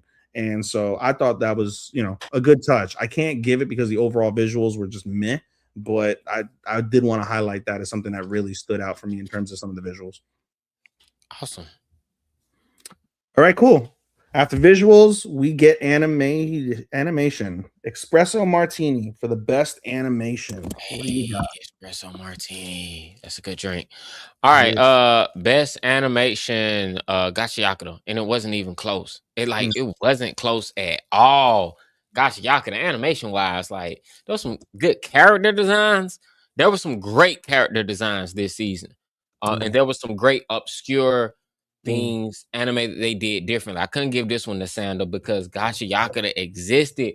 Gacha mm, Yakuta just is clean. It looks nothing like anything else. It blew me away. Gacha Yakuta. Best animate, yeah, best animation for the season for me. mm.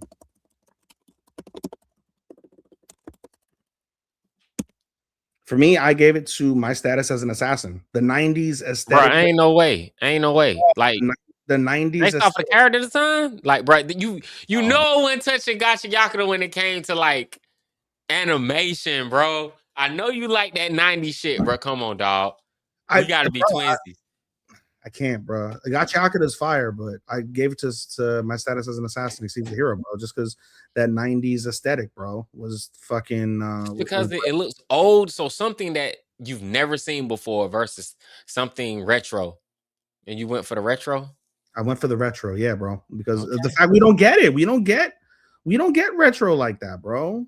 We don't get retro like that. And like lately that it's becoming a thing now where they obviously are doing it, but it just stands out because of the fact that everything else is just, for the most part, 90% of animes are pretty similar when it comes to animation. And the fact that um we are now going back to the retro stuff, and the way that they're doing the retro stuff is really fucking good.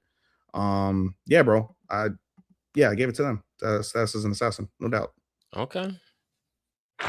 Sand. Oh no, you gave it to Agachi. Where's I Agachi? somehow knew that was gonna be your pick. I somehow knew. I was just like, yeah, but that's gonna be his pick. And like my stats and assassin. I liked it far more than you did, bro, and you'll see that in the fucking awards that are coming up. Yeah, I'm not, I can't talk you off that ledge. I wouldn't even try. I'm just, I just got you Yakuta, bro. I'm just shocked that you made that, but hey. Yeah. Group, couple, fight, visuals, animation, protagonist, antagonist, waifu, husbando, supporting girl, boy, girl. And then what are we? I think we're only missing one more award, if I recall correctly. And that is the best adaptation, a whiskey sour. The final award for us this season, sir. All The right. best adaptation. Best adaptation for me is Rama One Half. Like I've probably given them this award before, but they adapted this old. They're not just adapting the manga; they're adapting the old anime, like modernizing it, Mm, making it look good. mm. They're still on top of it. I still have no complaints about it. So yeah, Rama.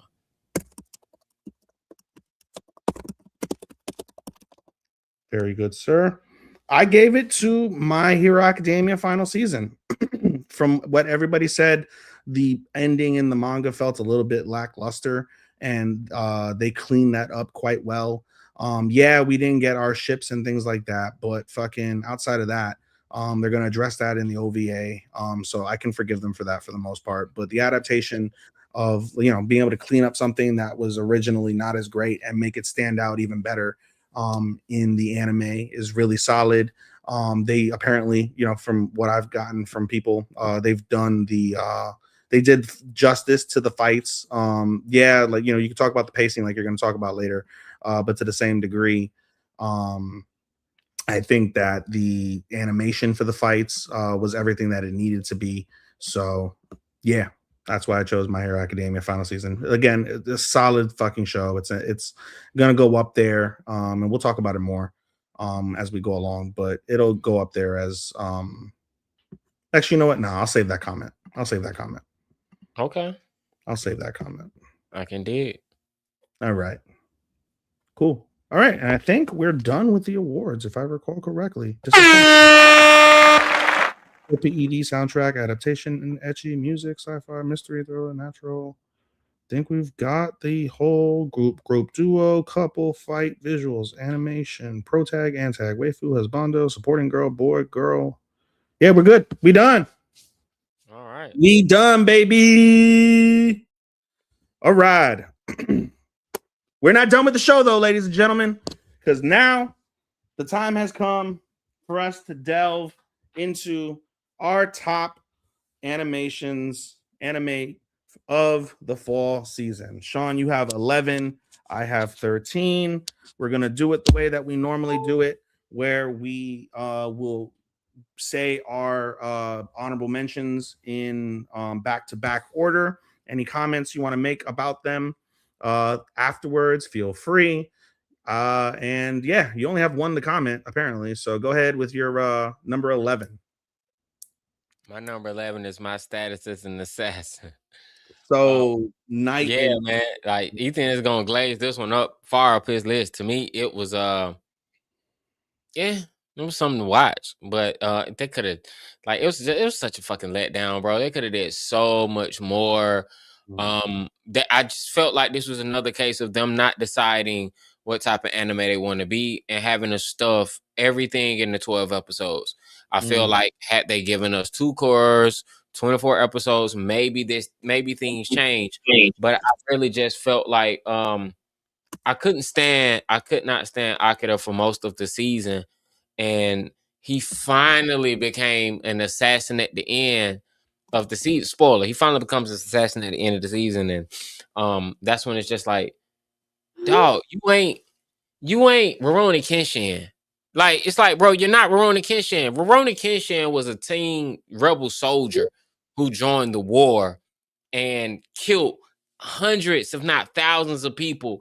Like as a teenager, and did that for 15 years. Like his whole he spent when Rurouni Kenshin started, he had already spent like half his life literally killing people.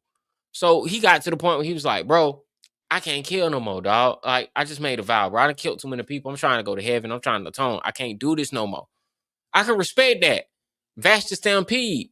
Bro, that is not my MO. I'm not built like that. That is not my MO. I'm not a killer, bro. I'm not a killer, but don't push me. He cries when he does that. If Akira kills the king, first episode, first chance he get, the series changes.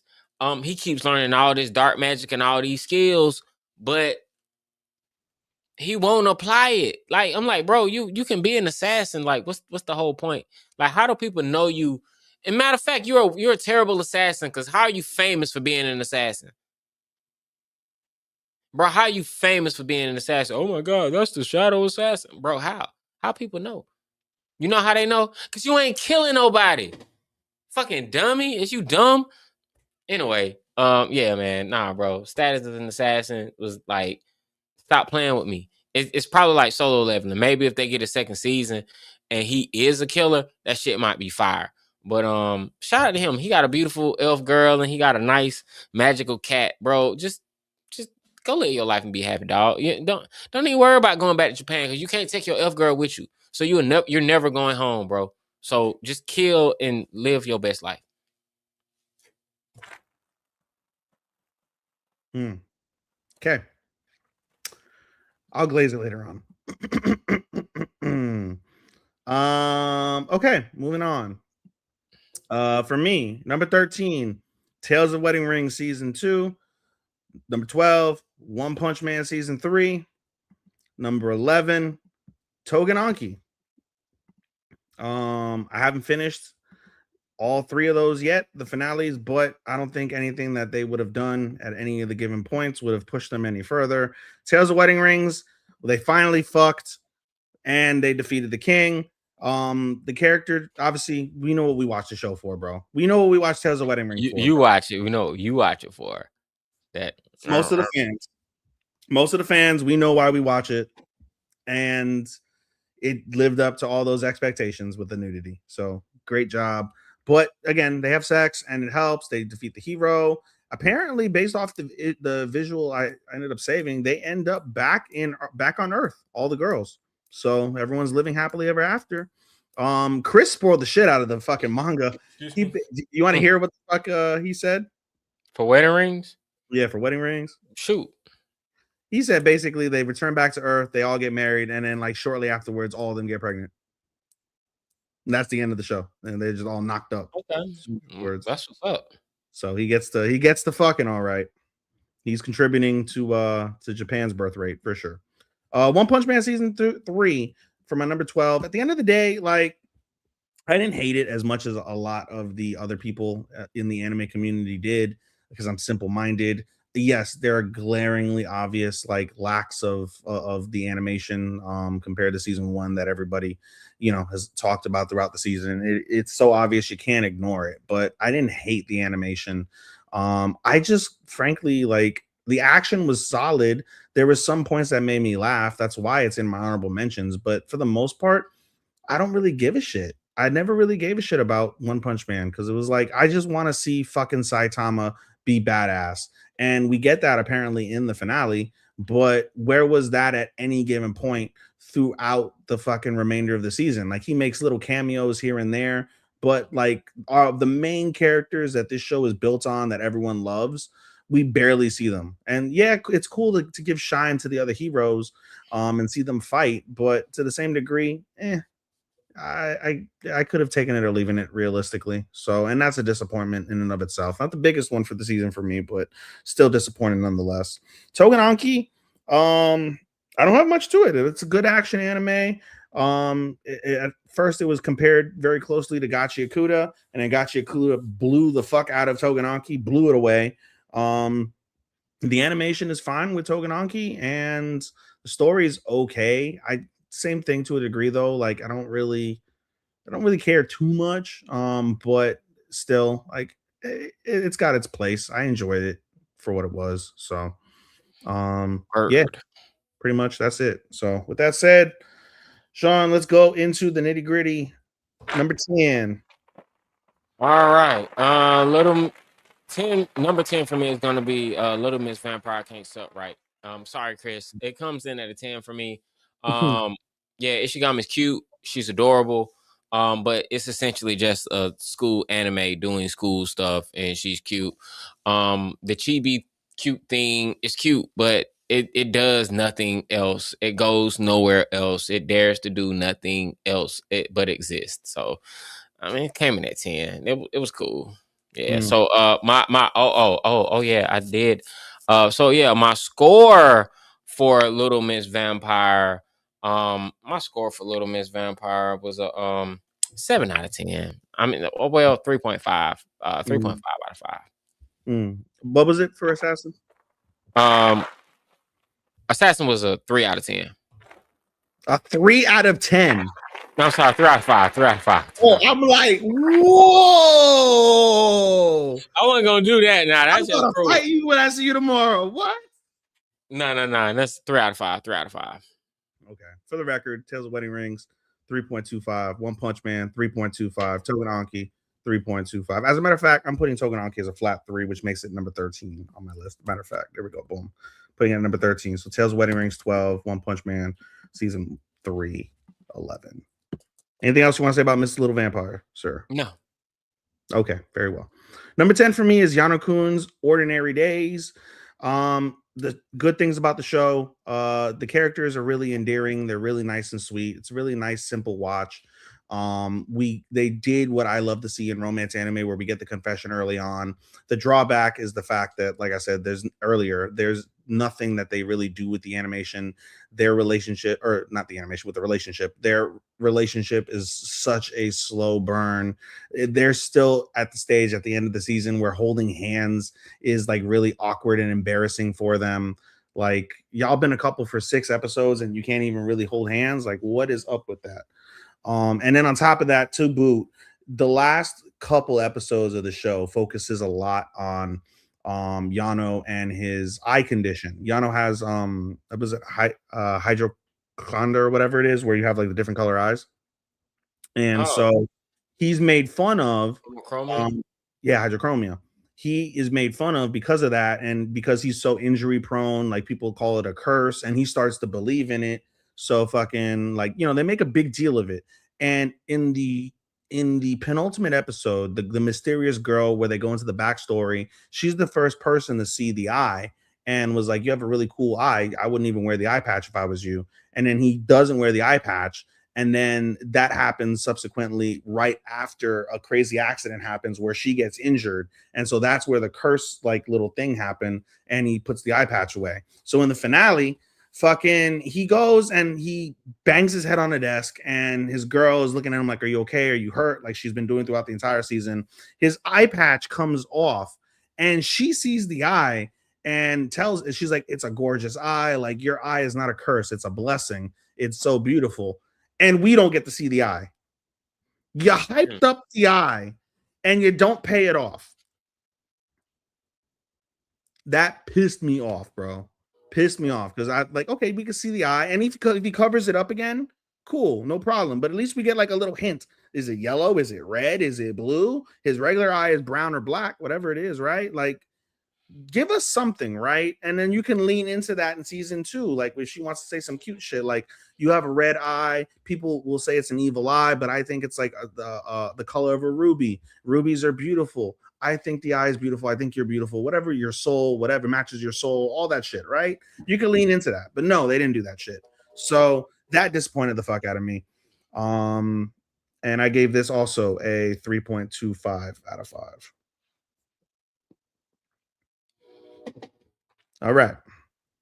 Number 9. All right. Number 9 for me is going to be Token Naki.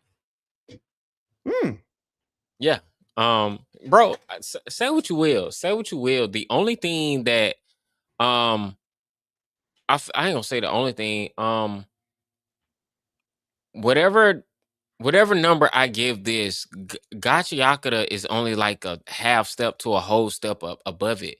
It's they're closer than people are willing to admit. If you watch both of the shows, I do think Tokanaki is a bit more generic. It doesn't do anything that you haven't seen before, but that doesn't stop it from being an enjoyable show. Main character ends up finding out he's special. He powers up. He has this power that unlocks that makes him better than everybody, but he doesn't know how to control it yet. He goes berserk. People on his team got to bring him back down. He makes friends. That's the power of friendship. Yeah, bro, it's cool. But I enjoyed it. So for me, it's a 3.5 out of 5. Tokanaki. Yeah. 3.5 out of 5. All right. Number 9 for me is another romance. A Star Brighter Than the Sun. Again, it's a better romance than Yano-kun. The animation is superb. The musical composition is superb. Not superb, but it is better. What are you guys doing? The fuck are you guys doing? Cats. Yeah, what the fuck? Nah, Shadow, if they talk back to you, you're gonna be feeling like, what the fuck? I gotta make sure. Like, I just realized, like, my cat has an annoying habit of pissing in the fucking tub. So now I gotta get up and check to make sure this stupid bitch didn't fucking piss in my tub. But in any case, yeah. So not superb, but the animation is better. The musical composition better. The characters equally as good as Yano-kun in terms of being endearing and sweet and nice. Where the show does does it better is just like I said, the cuteness of how everything is done. I think it's cute. The cat did not piss in the tub, so we're good. Um, Everything lended itself quite well with the musical composition and the animation to the scenes. The drawback to this show and why I'm not rating it very high is the fact that, again, the show could have been, I would have loved to see, and we're getting a season 2, by the way, for this show, right, for A Star Brighter Than. And I feel like, okay, like it makes sense because it's going to go into them as a couple, I would imagine. But you could have done the same thing that Yano did and done that sooner. The show could have been like, maybe, I don't know, like 7 or 8 episodes instead of like waiting to the penultimate episode for the confession, right? You could have established it. It was so obvious to the viewer that both of them liked each other. You could have just gotten it out the way, and then we could have gotten more meat in terms of the relationship and how it's going to build and things like that. And so it was just really annoying seeing them like, does he like me? He doesn't like me. And it's just so fucking obvious that they both like each other, and they're just too stupid or oblivious to fucking do anything about it. The friends didn't help them either. Although I will say the side characters in the show are better in A Star Brighter Than. They're more influential, more meaningful than in Yano-kun. I thought the girls and the side characters in Yano-kun were really kind of derpy and annoying. I don't think they added much truly to the show. So yeah, A Star Brighter Than, I give it a 3.5 out of 5. Moving on, number 8. Number 8 for me is gonna be Dust Beyond the End of the World. Dust Beyond the End of the World was at the bottom of my list, but the penultimate and the finale, oh my god, it like you are the complete opposite of fucking Chris and Matt. yeah, they hated it, bro. I got to the penultimate and the finale, and I was just like, oh, y'all done saved the show. Y'all saved it. I felt just like them up until I got to penultimate and the finale, because I was like, oh, this is a hell of a twist. Oh, Crash Out. Oh yeah, bro. I was invested. Like, I was like, bro, y'all should have did this from the jump. Like, I was so invested when we got to, because I got that drama, I got that anger, I got that, like, it's, bro, I love the last 2 episodes. Like, honestly, the last 2 episodes are like 4.5. Like, it's like 5, 4.5. It's like, bro, they're up there, but it's like most of the series is like a bunch of threes. Like a bunch of threes, not even no 4s. And then you get to the finale and you blow it out the park. I'm like, bro, you could have been doing this the whole season. So to me, it's still a 3.5 out of 5 in total. Okay, solid. Shabake is my number 8. Shabake was surprisingly fun. It was a really fun watch. It's really simple. The show focuses on Ishitaro being sick, but toward the end of the season, the way they explain why he's sick, spoiler alert, he's basically he died, and then with special powers, they brought him back to life and rebirthed him. He was born, died 2 days after birth, and then he came back, and he's still sickly, but the medicine allowed him to fucking live, even though he's still sickly. So the way they explained that was really good. The mystery involved with what they were going on with the spirit, I thought was really, solidly paced. He puts pieces together really well, and the reveals throughout the season match like the pacing and things of that nature. The side characters are really solid. The show takes place in old Japan, like 1800s Japan. So I love seeing shows like that. Seeing, it takes place in Edo as well. So it was solid. Like I said, the side characters are pretty good. Musical composition fits, simple but fits. Animation is simple but not bad. I enjoyed, like I said, the plot is really what sold the show. The penultimate, this is one of the shows I haven't seen the finale yet, but the penultimate episode was everything, where it gives a nice capstone to the mystery and puts everything kind of together, where the finale has to basically go on with his brother, who we get a reveal on, and we learn his circumstances as well during the season, and it's a sad set of circumstances, but understandable as well. So yeah, I enjoyed the show pretty good. I give this a 3.75 out of 5. All right, number 7. Number 7. Number 7, oh man, number 7 for me was Faded Magical Princess. Mm, Because most of the show is it's a great storytelling. It's emotional. It's a Chinese anime, right? And I was a little hesitant about that at first, but it's like I didn't even know it was a Chinese anime. mm, It was it's a take on the book on the story of Anastasia. It's mm, just a magical reinterpretation of Anastasia. Um, and because of that, I was like, okay, this is Anastasia. They even say her name. Her name technically is Anastasia, but because they don't say T's and in Chinese, I guess they call her Athy. They use an N instead of a th. So yeah, Anastasia is her name, but they call her Athy. Um, I don't know. I don't even know how that makes sense, but I just know it's Anastasia. But it looks good. It's the story of a princess who died in a past life. Doesn't necessarily get reincarnated, but her life ends up getting reset, but she ends up incurring all the memories from her past lives. So she knows how bad her life can be should things happen the exact same way. Her mother dies during childbirth, giving birth to her. And because so, her father, who is the emperor, was so in love with their mom, with his wife, with his consort. He was so in love with her that he resented the child because the wife was like, "Yeah, this child is gonna kill me, but I want to give birth to it anyway." They knew beforehand that she would die if she had this child. They were like, "Yeah, due to magical reasons, if you give birth to this child, she will take all your magical energy and you will die."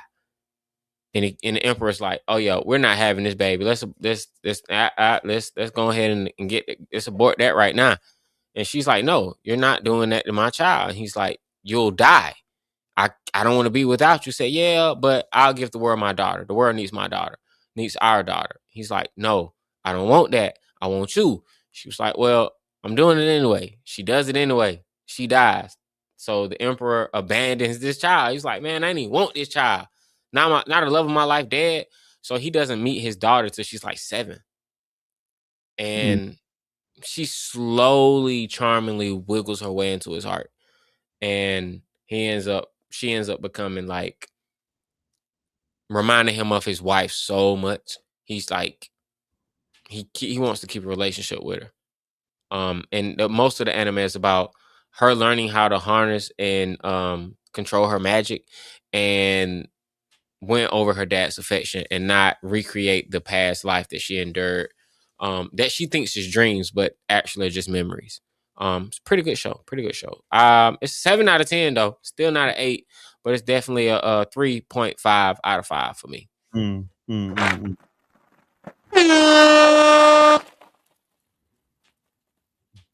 All right. Number 7 for me, Wand Dance. Wand Dance got number 7.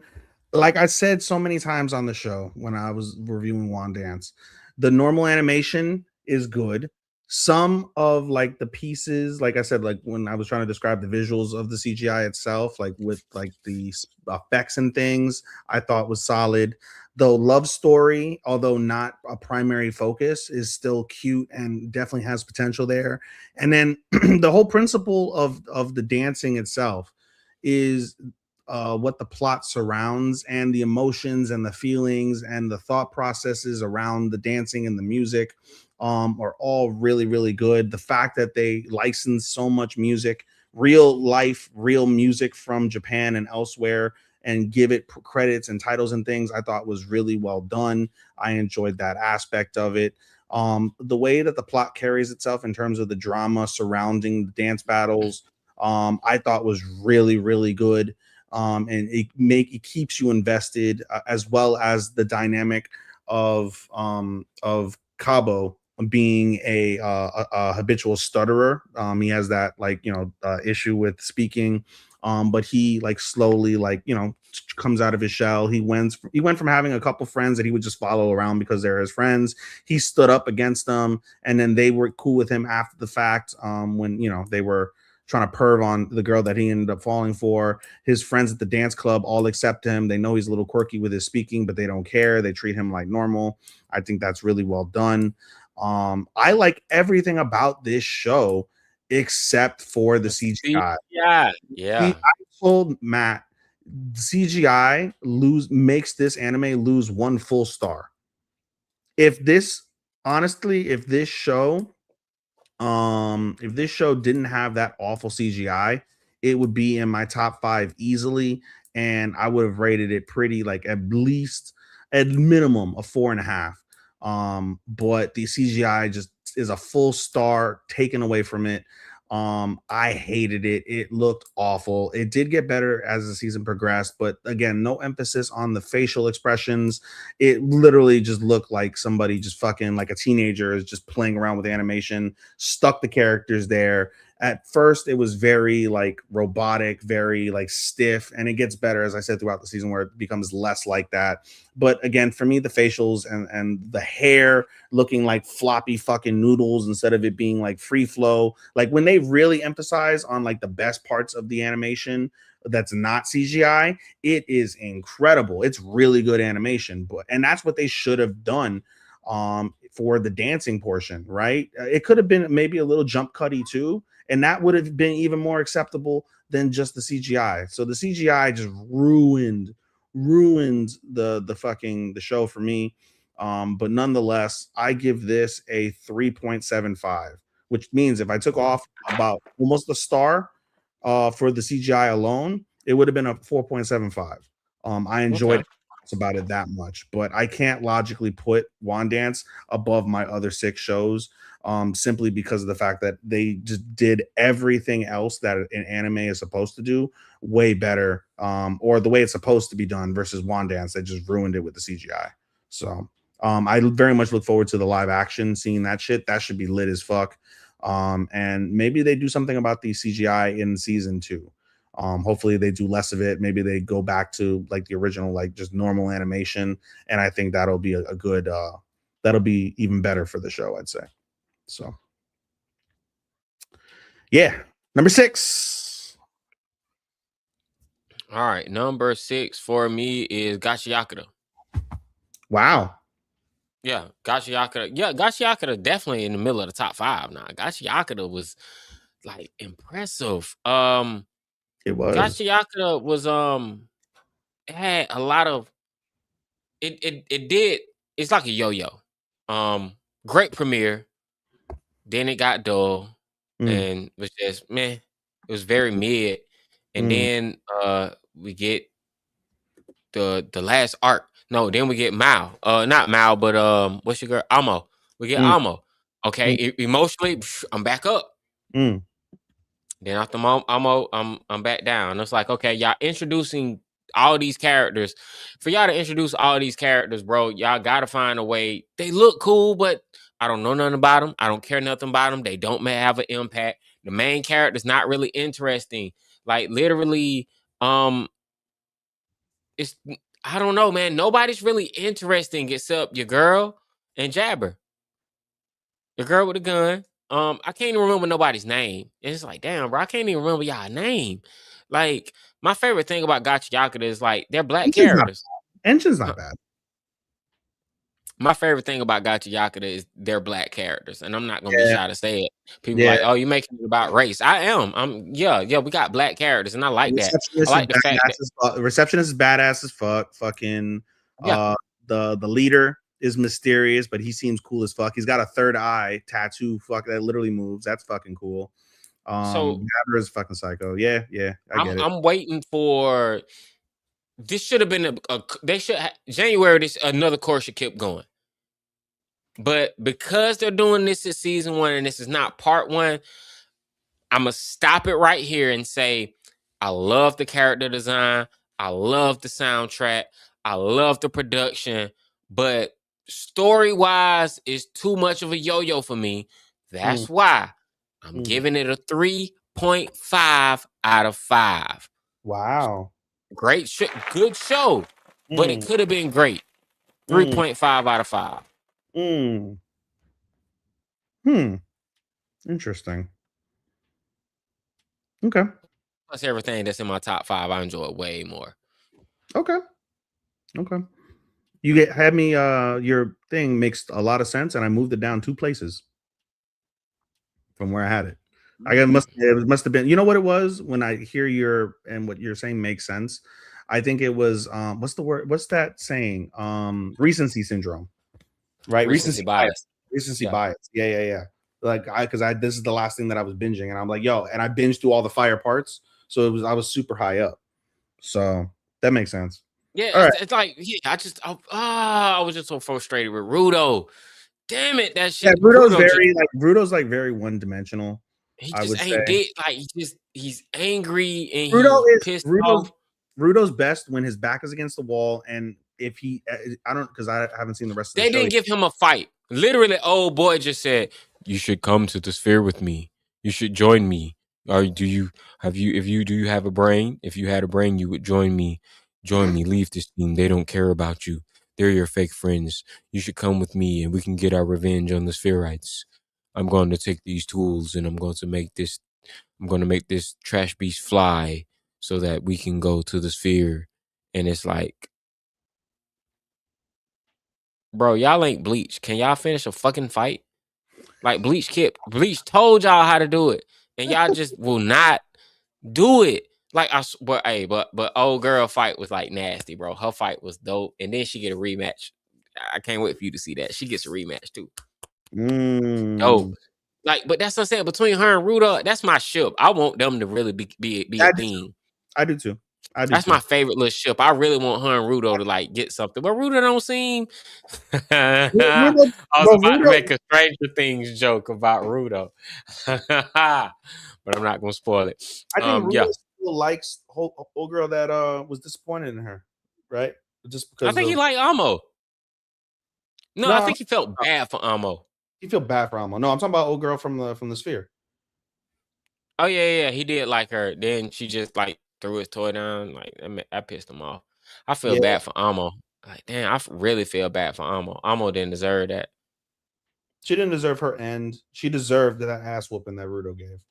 I don't care. I don't care. I was happy as fuck to see Amo get her ass whooped by Rudo, and It's like I was man, angry they made Rudo apologize. I this was show angry. has so many dope moments though. It has so many dope moments. It's like it goes from dark to it's just like The shit was funny. yeah, it was just like yeah, bro. It was a good show. I mean, I struggled with bumping this up to like a 4 out of 5.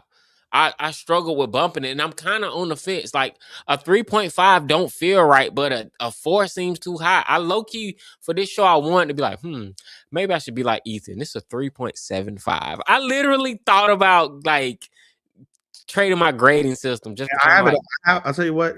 I have it coming up soon, and I have it as a 4. My six through 2 are in the 4s for okay, me, well, we'll see. and Yeah, that's me. I have it as a 4. Yeah, sorry to be so long winded. Yeah, but that's mine, No, you man. good. Number You 6. good. We all get one. We good. Number 6 for me is Spy Family season 3. I You know what? Remember when we were talking about Rent a Girlfriend season 3, and I was like, "This is the best version of Rent a Girlfriend." I gave it a 4. Like this was like the most character development. He wasn't as much of a putz. That's Mhm. how I feel about Spy Family this season. Spy Family. This is the best season for me of Spy Family because of all of the battles that happen, like all of the drama that happens. Um, fucking your is hilarious this season. The stuff going, I still haven't finished. Like I said, I haven't finished the finale yet. The stuff with Twilight and Yuri finally is not a fucking like worthless character this season. That drama with Wheeler and shit, fire.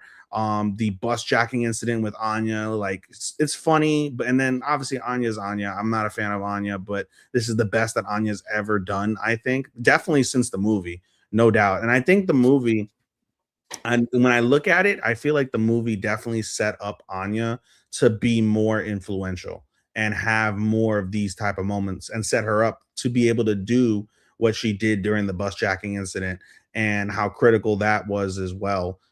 She's slowly thawing Damien out, and that is moving out. The backstory with Damien and his mother, his psycho mother, I thought was really well. There's so many the what's it called? The backstory with Lloyd and like his childhood, I thought was really, really well done. We got that early in the season. So there were not many bad parts, in my opinion, of Spy Family this season. I can't think of something where I was just like, ugh, fucking Spy Family. What the fuck? Like I used to do in the past.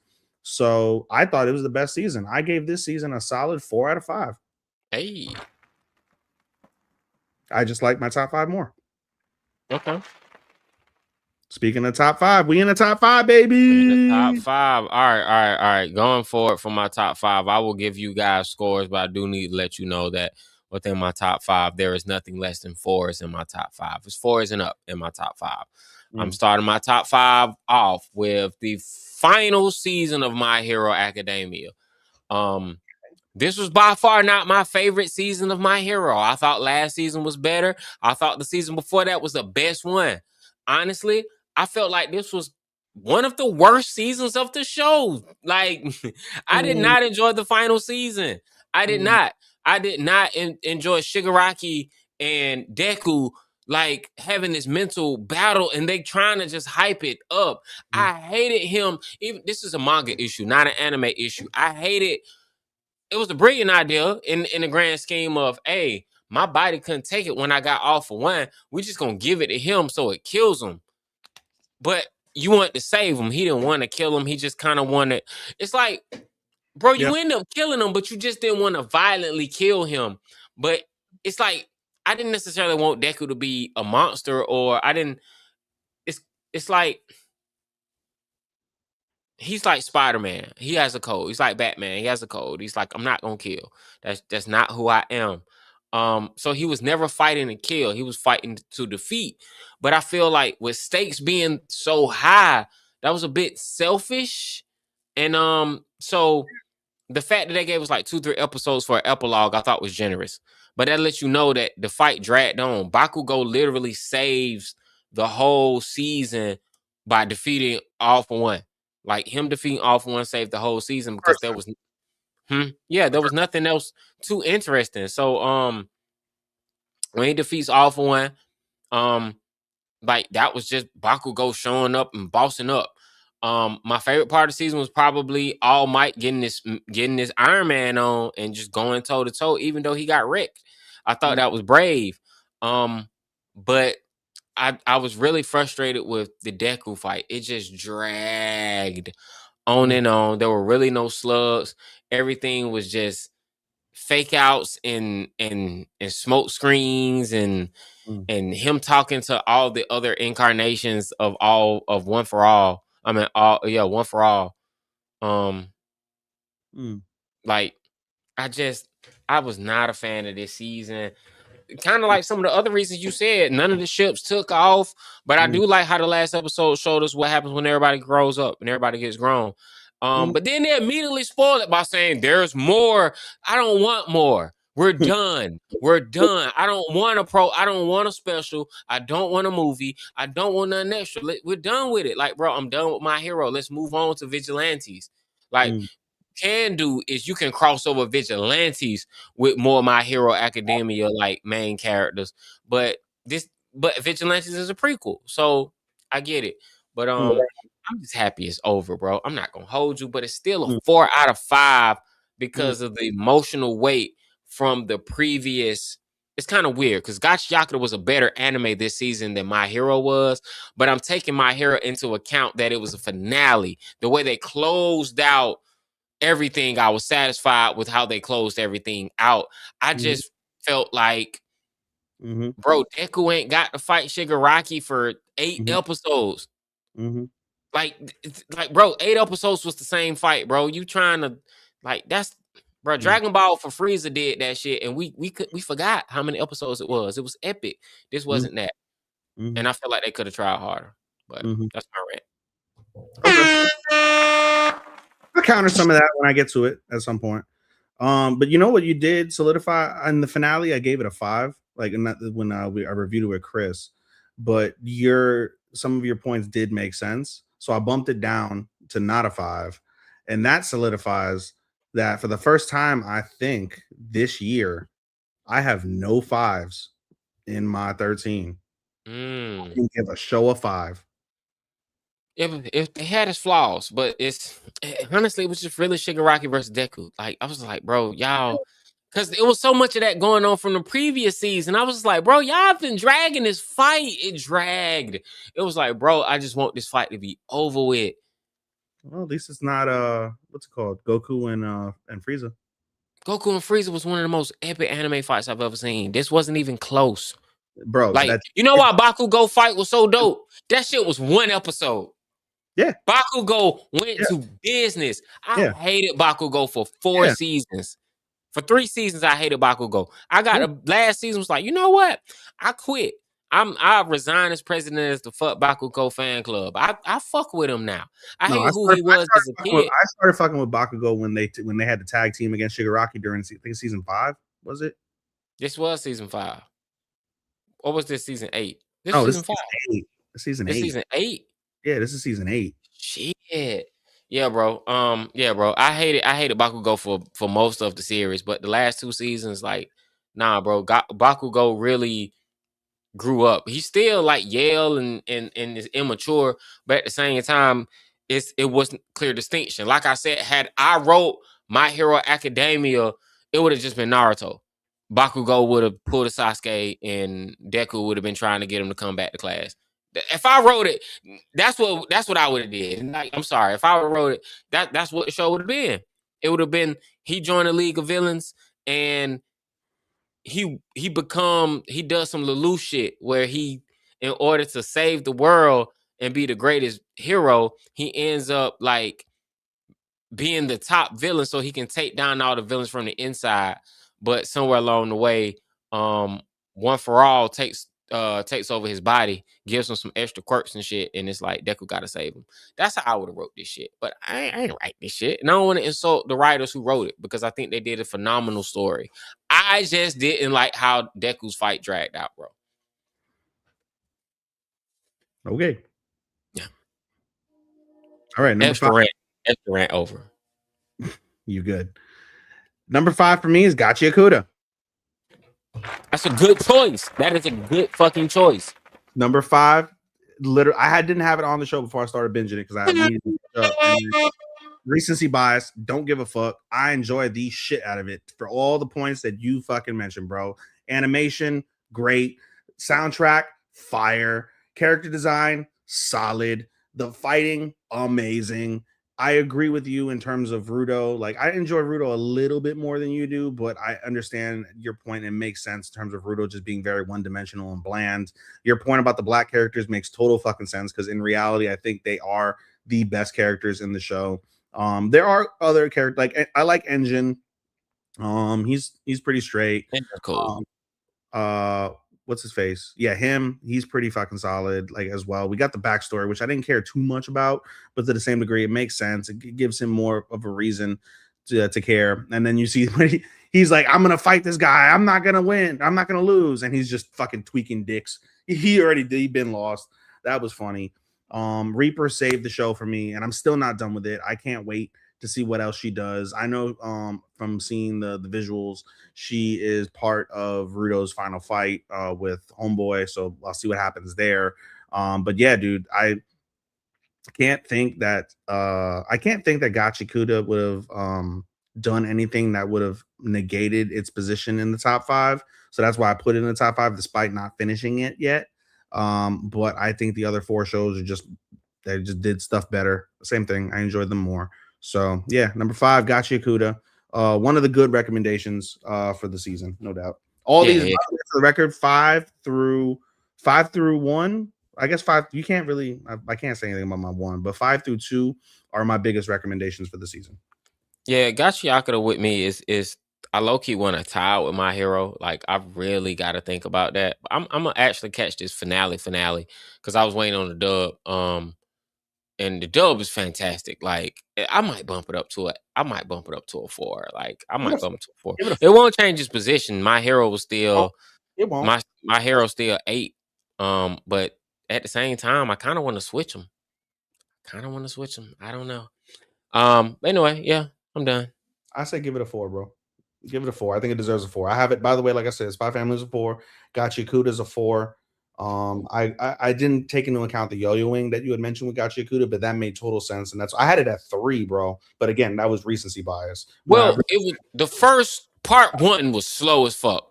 That's ultimately I'm judging it not if I judged it, bro. If I judge it purely on episodes 13 through 24, it's a 4. But no, it's a 4.5.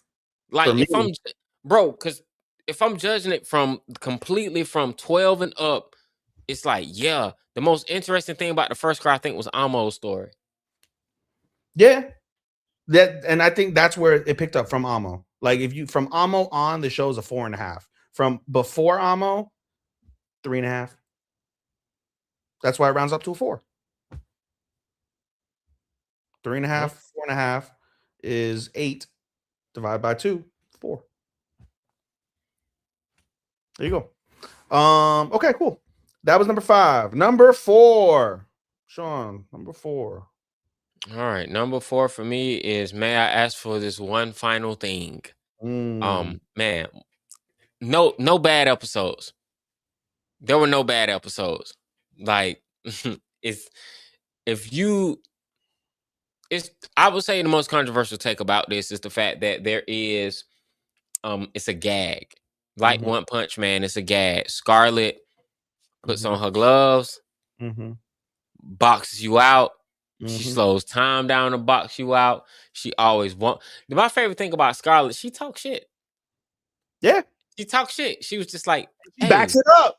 Yeah, she was like, oh, I can't wait to put my hands down the throat of this grubbish bitch. And she'll just like, well, damn, tell me how you really feel. And she's like, the end, bro. The end was like, can I knock this fucking prince clear out? Like, okay. Yeah, she wants to knock out the prince. One F word. And Matt told me apparently like she had to get permission from like the higher ups to use that F word. And they're like, it's the last one. I got to do this justice. Let me say fuck. Yeah, bro. It's I don't know. It was on point. It was on point. The only thing I like, the Saint arc towards the end was like, bro, I didn't care about nobody else but her. But the other characters around her, they were good supporting characters. I like Julius. Julius like the prince. I thought he was cool. But Scarlet I love her. I fucking love her. Like she is in the contention for best girl of the year. Like off of that performance alone. So shout out to her. But yeah, man, that's a 4 out of 5 for me. Coming in at number 4 is Matt. That's his one final thing. I am with you in terms of best girl of the year. That's all I'll say.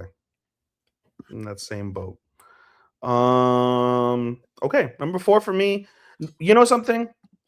If my number 4, we would have been twinsies, except for the fact that the finale of this show was so mid and didn't fit, and it knocked it down a peg because of that finale. I don't know, but she knocked that pink head bitch out, bro. Are you talking about a different show? I'm talking about a different show. Okay. My number 4 is Sanda. I hated the finale, bro. I hated the finale, bro. Bro, I'm with bro. I ain't gonna hold you. I ain't gonna hold finale you. Knocked it down. Bro, I need to find some old glasses so I can throw these shits, bro. Bro, cool. Finale, bro, the show, everything about Sanda, bro, is phenomenal. The protagonist of the season, Fuyamura, and her like exploring her sexuality with Ono, and the principle of that, like I enjoyed that so much from that perspective of like these are, keep in mind, they're 14-year-old adolescents that haven't in the show gone through puberty, and they have like little flashes of it, hence the exploring of the sexuality. She doesn't know if she like, you know, if she even is a boy or a girl, like her self-identification. You know, it really stands out. And that's around the time when, like, I would imagine adolescents start to really feel things and question things. They highlighted that quite well. Tasteful nudity throughout, nothing that was sexual in nature, but stuff that fit and made sense. The fights were badass. the antagonist, the fucking the headmaster. Principal. The Yes. principal was up there for me as like a contender for antagonist of the season. Yeah. Supporting girl, For if sure. for Reaper, I almost gave supporting girl to the fucking the mistress, or not the mistress, the director. The director from Sanda, the old short woman. She was badass. She was cool as fuck, helping Sanda like. Yeah, but I feel your reasoning. She was barely there though. She was only like 3 That my episodes. complaint was that she was barely there, so I couldn't logically like do that, and I wanted more of her. Bro, they made a murderous child a sympathetic figure with what's it called, with Homegirl. I Oh love yeah. that part. Like, Class 10. Class yeah, 10, boy. The last murderers. bro, like that. The drama with that shit was fire.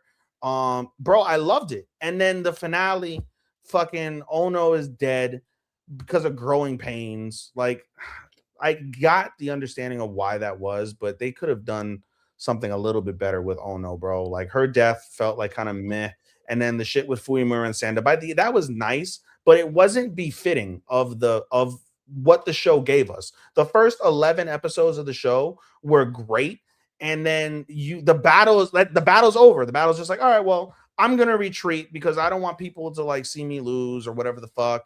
And fucking headmaster fucks off, and then he goes away. So he's like, oh, he won't be back for a while. He's going on an extended leave, and like it just it felt weak. The finale felt weak. It wasn't befitting of what the show gave us. It wasn't anything like it didn't give us any true conclusive like capstone to what the show gave us, and that literally knocked it down for me a quarter star, bro, and a position in my top 3. I can't fault you for that because it would have been a 5 out of 5 for me had the ending not happened. The ending did cost us some points with me because Yeah. I'll get to that later when it comes when I get to it. But I do agree with a lot of your points. I will say though,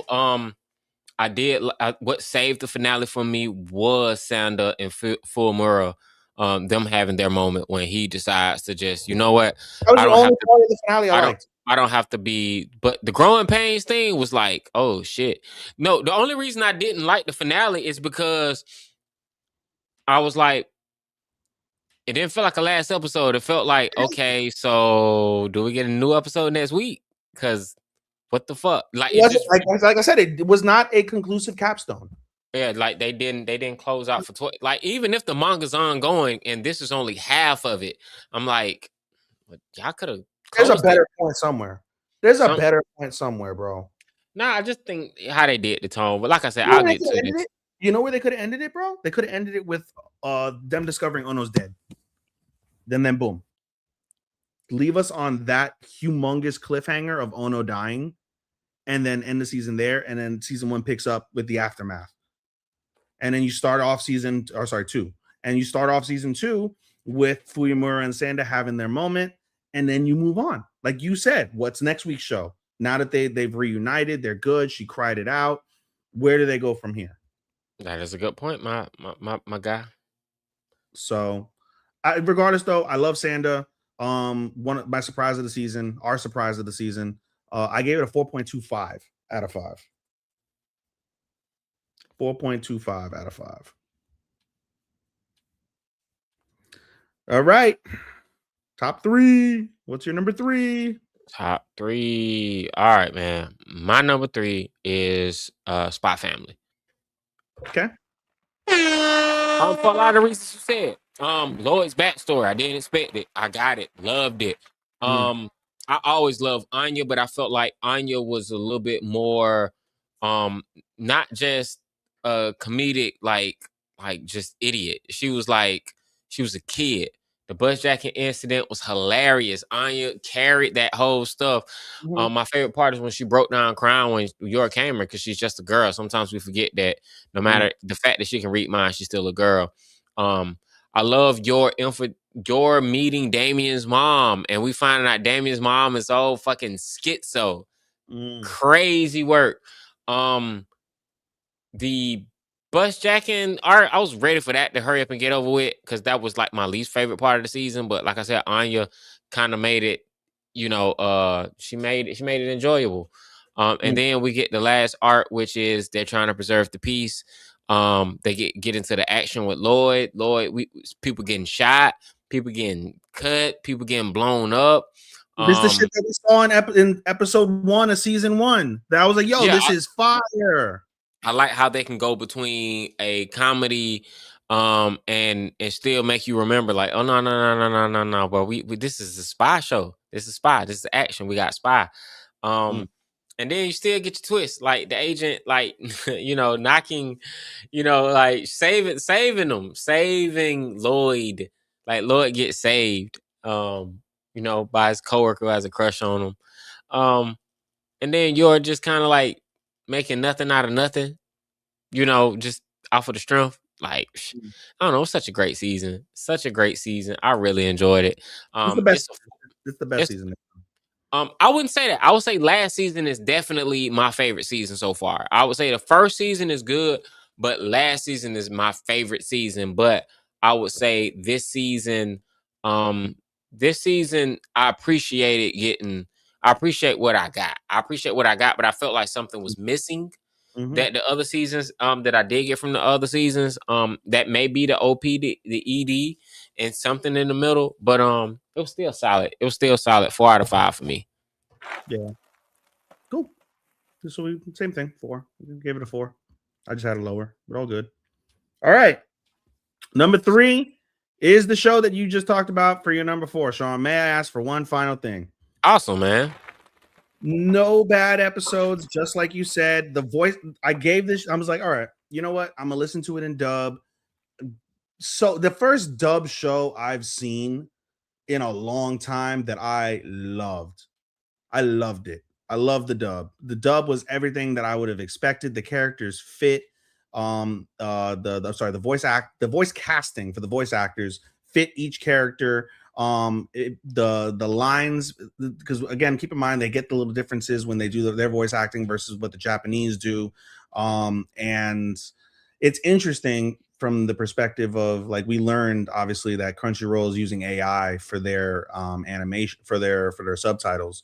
And so seeing this without subtitles and just listening to the voices definitely contributed to how much I love the show. It was my comedy of the season because there was an episode, there was at least one moment every episode where I'm just dying laughing of something that's happening. Scarlett is such a strong femc. She is fucking she's amazing for all the reasons you had said. The story itself, simplistic and fun from that perspective. I want to see more in terms of the romance between the prince and the princess, see where that goes. I want to see what other crazy shit like she's gonna have to like get herself involved with if they bring a season 2. Hopefully they do have a season 2. I found no faults with it. I loved it. I loved the show. It was just so good. So 4.5 out of 5 for me. I ask for one final thing. Top 2.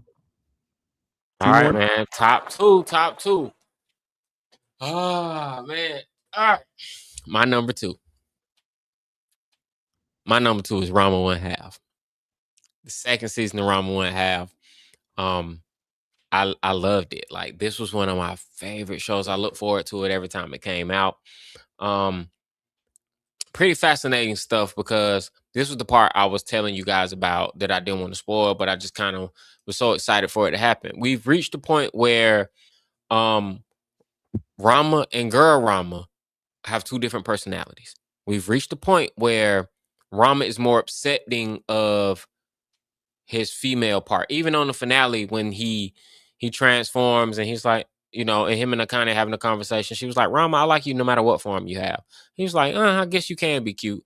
And then she was just like, you change it back. He's like, nah, I'm cool with this form. Like, I'm cool.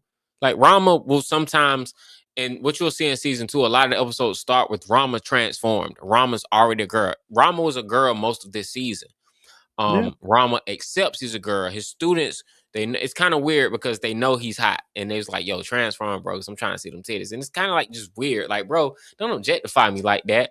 But at the same time, I know where this is going. I know how deep the rabbit hole goes deeper with Rama and him exploiting his female sexuality. When he eventually lands on exploiting his own sexuality, like, I'm a cute girl. Like, one day he has the realization of how hot he is. But at this point, we get introduced to a new fiance, very funny. Rama doing stupid. We get a lot of the male characters come back. Shampoo is up to her dubious ways. Rama, because most of the season starts off with Rama wanting to get rid of the curse, and Shampoo being like, "If you go on a date with me, you kiss me, I'll give you the cure back." And it was a 1 day cure. Didn't even last forever. But Rama eventually accepts, his plight. And we get a lot of new characters along the way. There were so many great fights and episodes that just happened. I feel like part 2 is better than part 1. That's why I so graciously had to give Rama 1/2 second cur a like bro, it was great. I low key want to give it a 4.5 out of 5, but I'm gonna give it a 4 out of 5. Um for no nipples, but 4.5. 4.5. It loses points because of no nips. Yeah, bro. It's in general, it's like all jokes aside, 4.5. Yeah, man. Rama was dope. Like it's a dope series. I think it's a must watch series. But yeah, so 4 out of 5. I just don't love it like I can't I'm get not. into. I've been knowing you didn't, and that's the one thing I was just like, bro. You.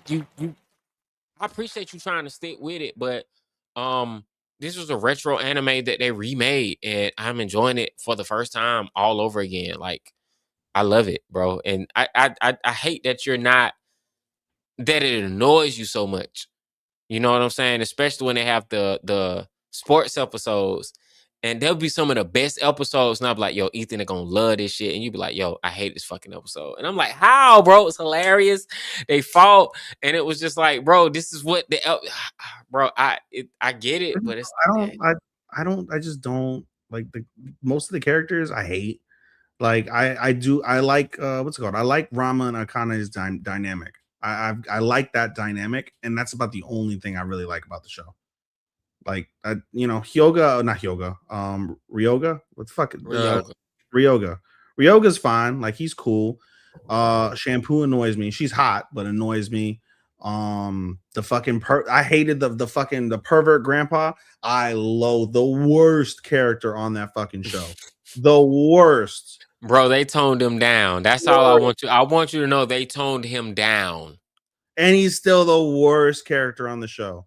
Their fathers, I don't mind their fathers, even though fucking Ranma's father is a piece of shit. My favorite fucking part That's of the what show. makes it funny, bro.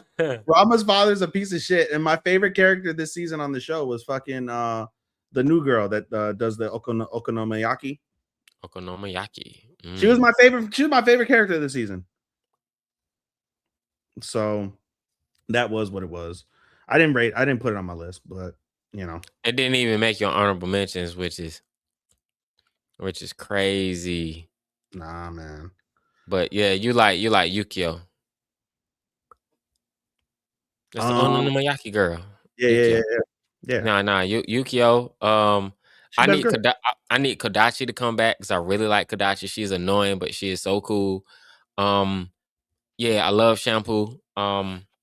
Like Kuno is crazy. Moose is in fucking insane.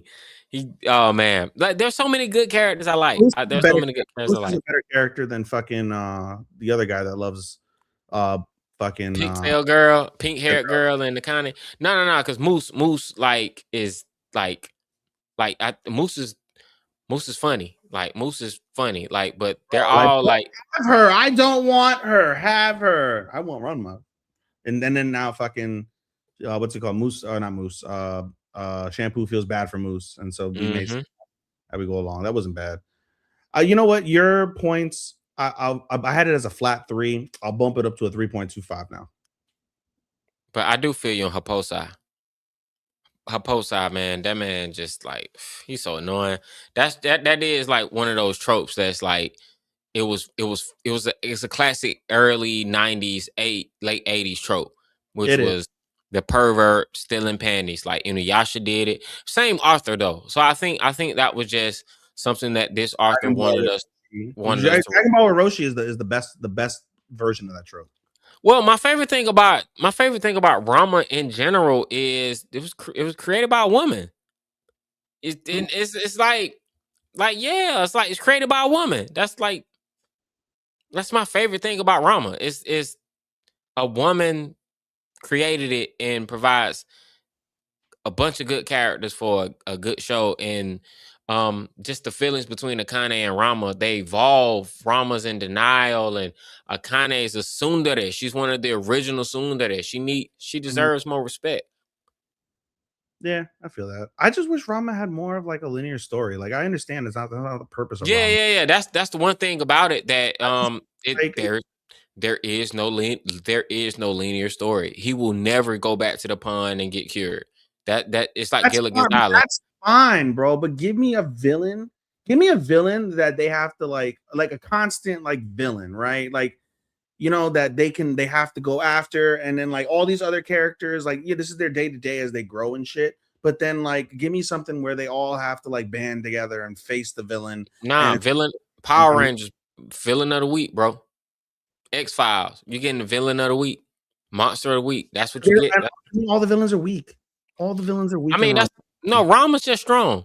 The strongest person against Rama is literally is like Ryoga. Ryoga is literally the one person who can lay hands on Rama. If you ain't noticed, nobody else can put hands on him besides Sakane and Ryoga. But Rama, he still ain't called Ryoga out. Like, bro, I know your secret. I still haven't told her you Pichan. But whatever. I don't know. I love this show, and the fact that every intro is different. Like Rama, like what Rama Sao told me from the Anything Goes School of Martial Arts is engaged to they redo it beginning of every episode, and I think that's really dope. I'm not a fan of that. I'm not a big fan of that. All right. Number 2 is the show you had at number 11. My status as an assassin exceeds the hero. Listen, the only thing I hated about the show was the constant like, yeah, wah, wah, wah. The only thing I hated about this show was the constant like, the only thing I hated about this show is the fucking like him like being what's it called, conflicted over killing people. Like that shit drug for way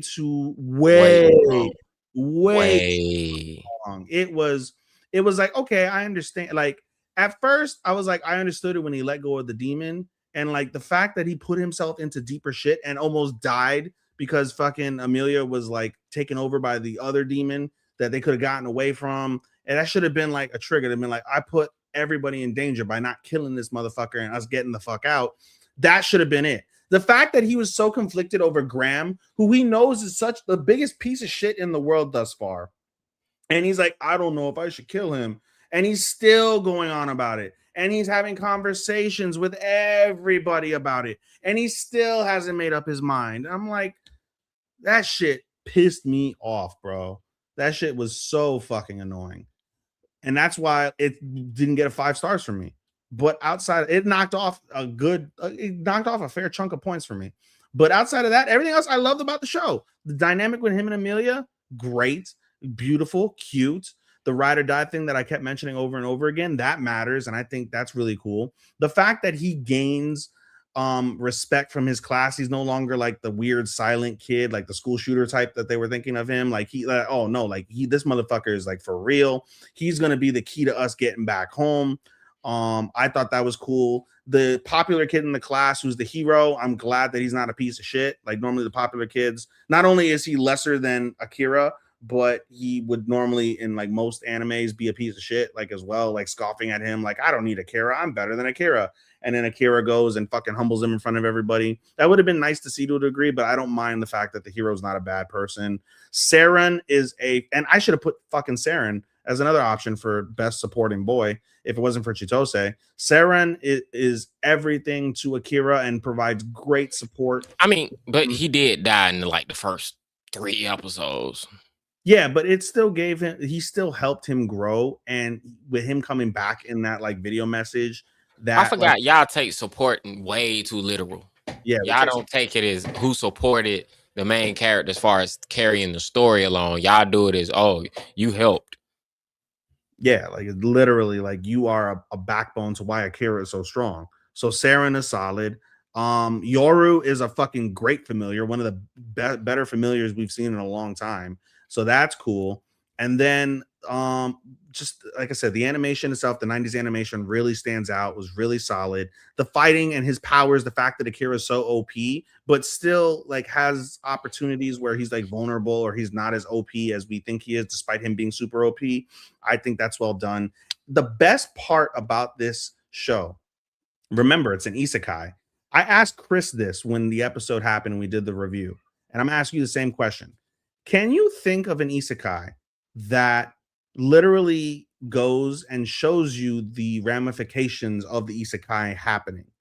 Because in episode 10 they do that. Akira's like, I want to go home, I wonder how everybody at home is doing, and they go to what it's happening on Earth. It's been 1 month since the disappearance, we still don't have any ideas, no clue about what's happening. It's a humongous news story. The family is being very hopeful and being optimistic, and like wondering like, oh, where did you go? I hope you're doing okay. He's probably fine. The sister's bitching like, I used to be able to split the cooking, now I gotta cook every day. I miss my brother, I want my family back. When she, and they carry that over with the backstory. Can you think of another isekai that goes to that depth of the ramifications of the isekai? I mean, ramifications of it. Yes, when the isekai happens, like what are like what's the fallout from the isekai happening? Um, like I think they all do to a degree. I They think they all do really to a degree. Like Shield Hero, Ray Zero, Mashoko Tensei. we don't Um, see what happens on Earth after they're gone. They're just all right, they're gone. oh, so Kaz- you want to specifically Isekai where you get to see what happens yes. when someone goes back home. Even No, on not here when, they no, did. no, no, not when they go back home. What happens to the home after they're isekai? Like, are they remembered? Does anybody care they're gone? Like, is it just like, oh, it never happened? Like, shit like that. Like, you never wonder, like, fucking with Subaru, Kazuma, like, those folks, like, they're teenagers and they fucking are just now gone, just completely gone, without a trace. Did their parents not give a fuck? Like, their friends, family, like, nobody cared? Like, we know what happened with fucking what's his face with in Mashoko Tensei with Rudy. Like, he got hit by a bus or some shit and he's dead. Like, okay, and he got reincarnated in a new world. It's Well, technically, most of these characters in Isekai, they're dead. I mean that's what makes them Isekais because they're dead, not necessarily they get transported. I don't. That's more reincarnation though than isekai. Isekai is like you do get transported. Isekai is another world. Literally, the definition, the word in Japanese, I mean, isekai. Sword Art Online, They like return back home though. That's fine. If they return back home, like that's cool. That makes sense. But to show the actual, like, oh, it's been a month. Like I said, it's been a month since they disappeared. Everybody's wondering. Like, people notice. People are investigating. People care. Like, no other isekai shows what happens after the isekai happens. I felt like this one didn't really do that either. Okay, It did. his mom is there, but it's just like, bro, it was His no mom emotional and his stakes. sister are like, Bro, there were no emotional stakes. They just acknowledged that he does have a life outside of this should he choose to go back. And I think it's just recency bias. I feel like there are other isekai that have done this before, but this one is just Chris something couldn't that come up with one. Chris couldn't come, and he watches everything under the fucking sun, and he couldn't come up with one isekai where they actually show the ramifications of the isekai happening. And I think that's a major kudos. That's a major plus to the show that they gave that level of depth to the story, that to the plot. That, oh yeah, like the ultimate goal is to return home. It's not just accepting I'm in this world, I'm gonna be here. Kazuma accepts it. fucking what's his face? Rudy obviously accepts it because he had such a shitty life. What's his face? Subaru, he accepts it. He just gets himself. They all these isekais for the most part, they get acclimated, right? Like Naofumi doesn't think much about the other world anymore. It's not discussed. They're not wondering like, oh, these fucking Japanese kids just fucking disappeared out of nowhere. Where the fuck are they? Are they okay? Like that's not. Everybody acclimates to the world. Akira acclimates to the world, but the plot point in particular is they need to go back home. I'm going to keep myself alive. I'm going to do everything I can to keep my classmates alive. That's why I stopped a fucking war from happening, so they don't just throw the isekai kids into war and they're not battle characters, not battle ready, and they all die. So yeah, I can return home and half of the class returns home, and then we got to tell where's the other half? They're all dead because of the isekai thing, and you probably can't even explain yeah, we got transported to another world. That's probably not a thing. They're just gonna pop up and then that's it, and that that's fine. But even so, just that detail, I think, really made this stand out as a different isekai compared to other isekai that I've seen. So I gave that points as well. Yeah, man, I enjoyed it. And like I said, just the principle of him, he finally does the deed, he finally kills him, and he's like, all right, they set up what's it called? What's the word I'm looking for?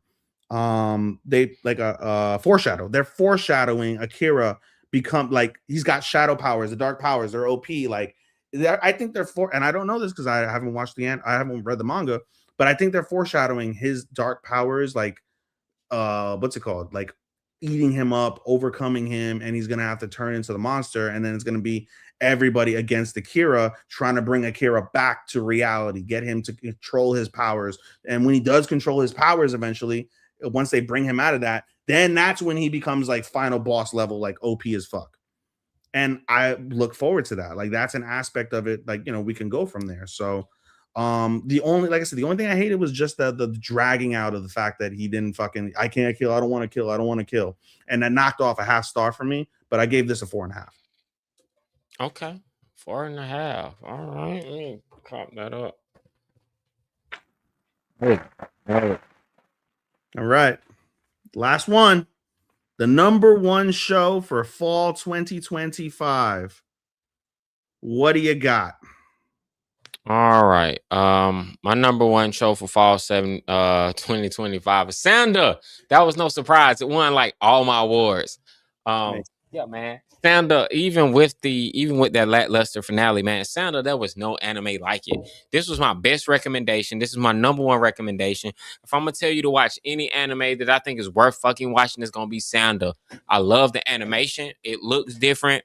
It has a different style, has a different texture. It's about Santa Claus, and then they wrapped up the week of Christmas. Chef's kiss.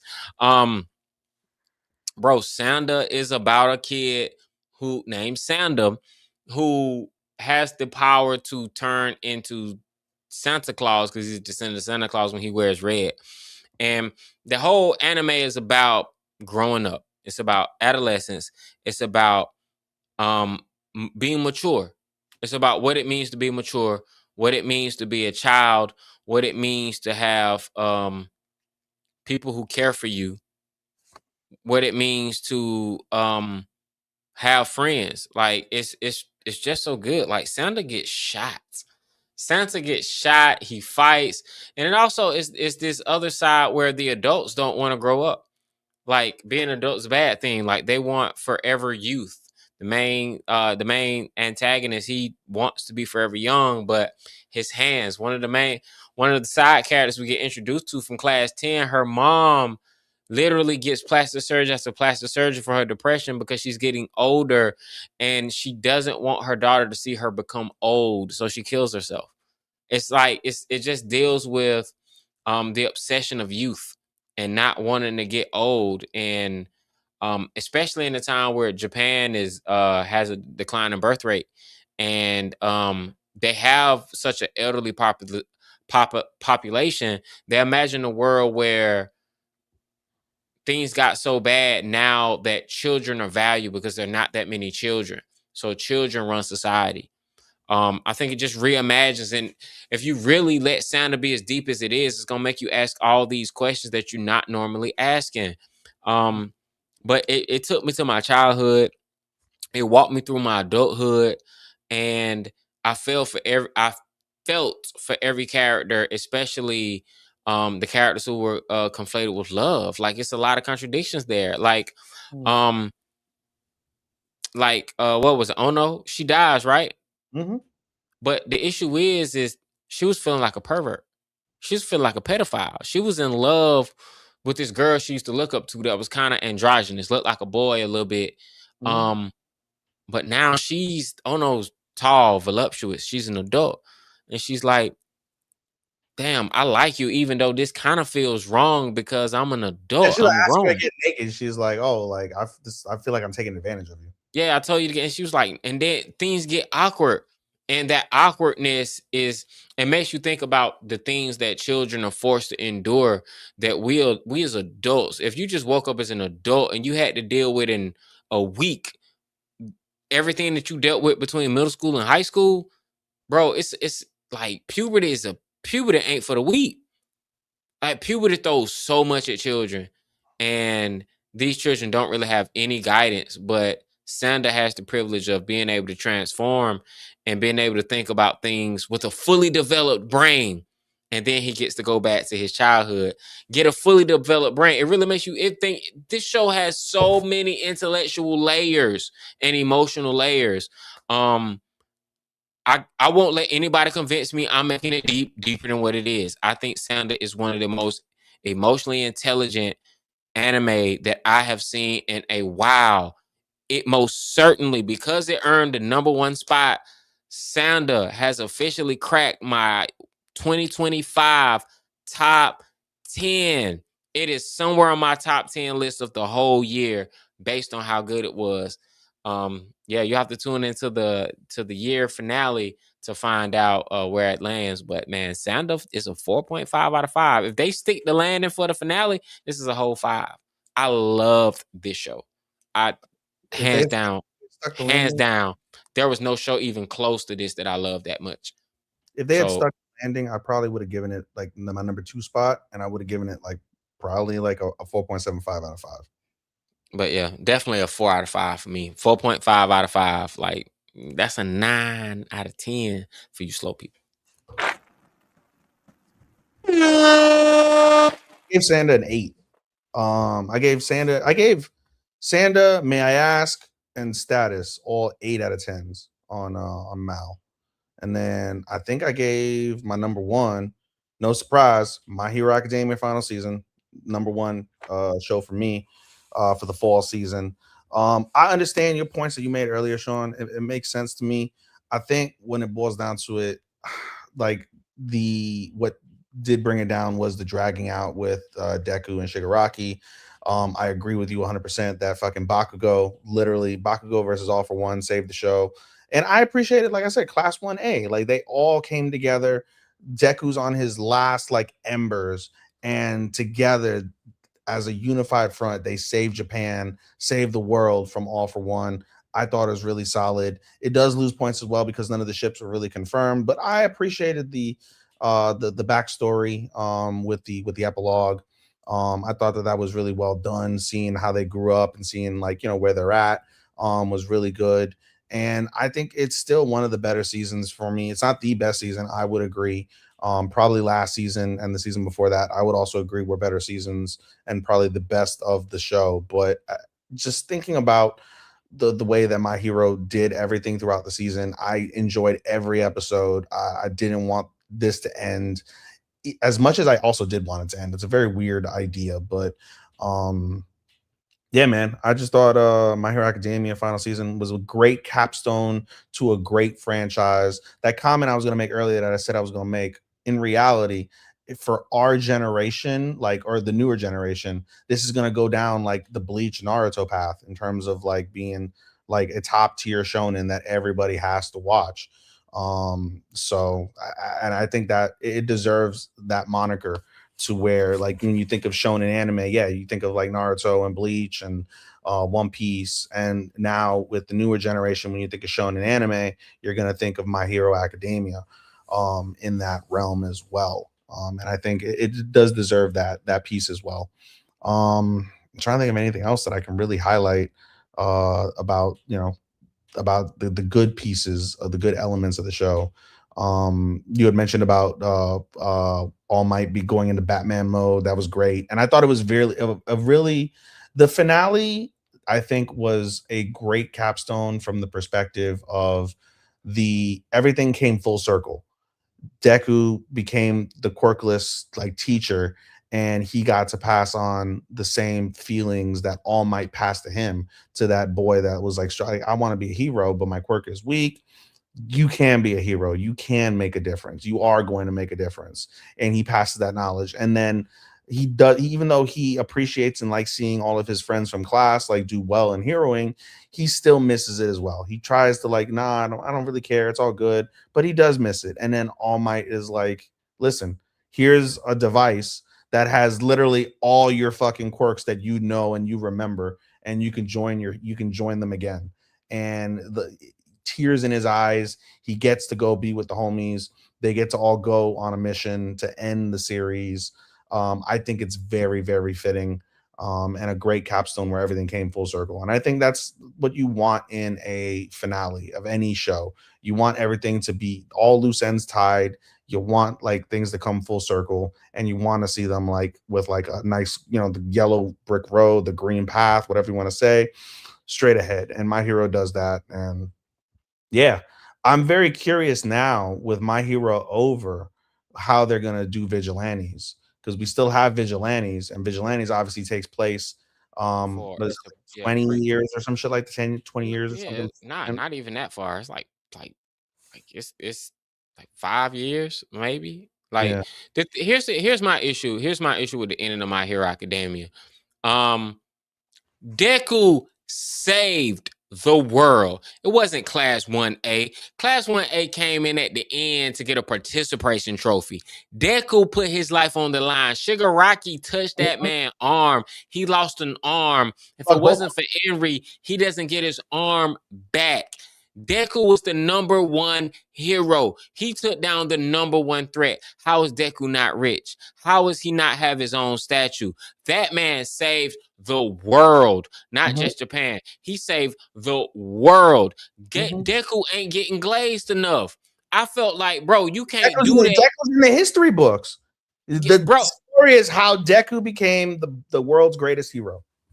Bro, but I didn't feel it because when I seen the statue, it's the whole class. No, Yes, nigga, make me bigger than everybody. Cause I put in more work. but I he's at the fought this front. man. He's at the I front. gave up. No, Deku sacrificed everything. Like Mhm, his was a story of sacrifice. He wanted to save somebody and sacrifice, even if it meant up giving up everything to save someone. He's mhm. the true definition of a hero. Nah, bro, that man needed a bigger statue. Nah, don't get me wrong. I don't know what Baku go get this money from. Someone all might come in and he's like, "Yeah, man, we got you this suit from my friends over in America. We developed it with all your classmates donated with a substantial donation by young Bakugo." And I'm like, "Bakugo, where you get this money from, bro?" Like, I could see if it was The number, Todoroki. he's like the I number could like two hero, ain't no, he? no, no. He ain't number two. He's like he's at the bottom of the list because he keep cussing out his fans. I can see if it was Todoroki who gave him the big bump of the money. But how's Deku just have a teacher salary? Bro, you saved the world. You should be rich. You should be rolling in the dough. You should be like, bro, you ain't gotta pay for nothing. Cause I promise you, if I own anything and I see Deku, hey bro, it's free. It's on me. It's Yeah. on me, bro. Cause Only for one, live you so I don't know. That I just felt like his ending was way too humble. It was way too humble of an ending. And I get it, because that's just in It's I get show in though. essence, It's not that's out who of character. he is. No, it's just That's a who show. he is. That's who he is in essence. I felt like, yeah, at the least they could give him the Iron Man suit. You know what I'm saying? Get your Iron Man, Batman on, bro. Money and technology is what's gonna make you a hero now. Like Batman and Iron Man can do it, bro. That's the thing that always kind of got me. It was just like, bro, you don't need superpowers to be a hero, bro. Iron Man and Batman got technology. Batman got an insane work ethic, and Tony Stark got insane technology, bro. And they're like the greatest heroes of their universes. and I'm looking at Deku like, yeah, bro, it makes sense that we can make you a suit. So low key, let me walk back one of my earlier takes. I do somewhat look forward to seeing what they're gonna do with his suit, but it's I was not satisfied with the finale, bro. Like the way you feel about Sanders finale is how I feel about My Hero's finale. But at least we got closure. At Yeah, least we got closure. that's all I could ever want in an anime. It's closure. I got it. We got it, and it was good closure to me, at least. It was good closure. But with that said, we are done. Hello. We are done to fall. Do you want to keep up the tradition that we normally do, since we're not going to do it for during winter, I imagine, and What? that is go over our next season's list, sir? Have you even looked What? into that at all, I sir? mean, bro, like, all right, I tell you what, it's like going on 1:30, so I will shotgun. I will shotgun these. All right, so um seasonal anime. I'm on MAL right now. All right, I plan to watch Freerin season 2, but only dubbed. I plan to watch Hell's Paradise. I plan to watch Jujutsu Kaisen, the Culling Game Part 1. Saw it in the movies. It was dope as fuck. Um, I'm definitely only watching that dub. I can't believe Crunchyroll stole Oshinoko from High Dive. High Dive was about to die. But I'm definitely watching and threading Oshinoko. I'm definitely going to finish Fire Force. The most anticipated anime of the whole winter season for me is Fate Strange Fake. Fate Strange Fake. I love the Fate series. That is the most anticipated anime for me, Ethan. The most anticipated for me is not Oshi. It's not anything I just named. It's Fate Strange Fake. I'm at like 6 anime I'm watching. Let me see. I am interested in Sentence to be a Hero, so I might pick that up. I was That's gonna be my literally number. reading. I That's was gonna be my 7. just reading. Vigilantes is I love Vigilantes. I gotta thread it, so I gotta watch it. So that's my 8. I will be skipping Trigun. You can have that shit. All day. The final chapter of Golden Camel is gonna be my 8. Let me see. You and I are polar opposites is gonna be my 9. And my number 10 is I haven't decided. I haven't decided what my 10 is. It might be Journal with the Witch. It might be Jack of all trades.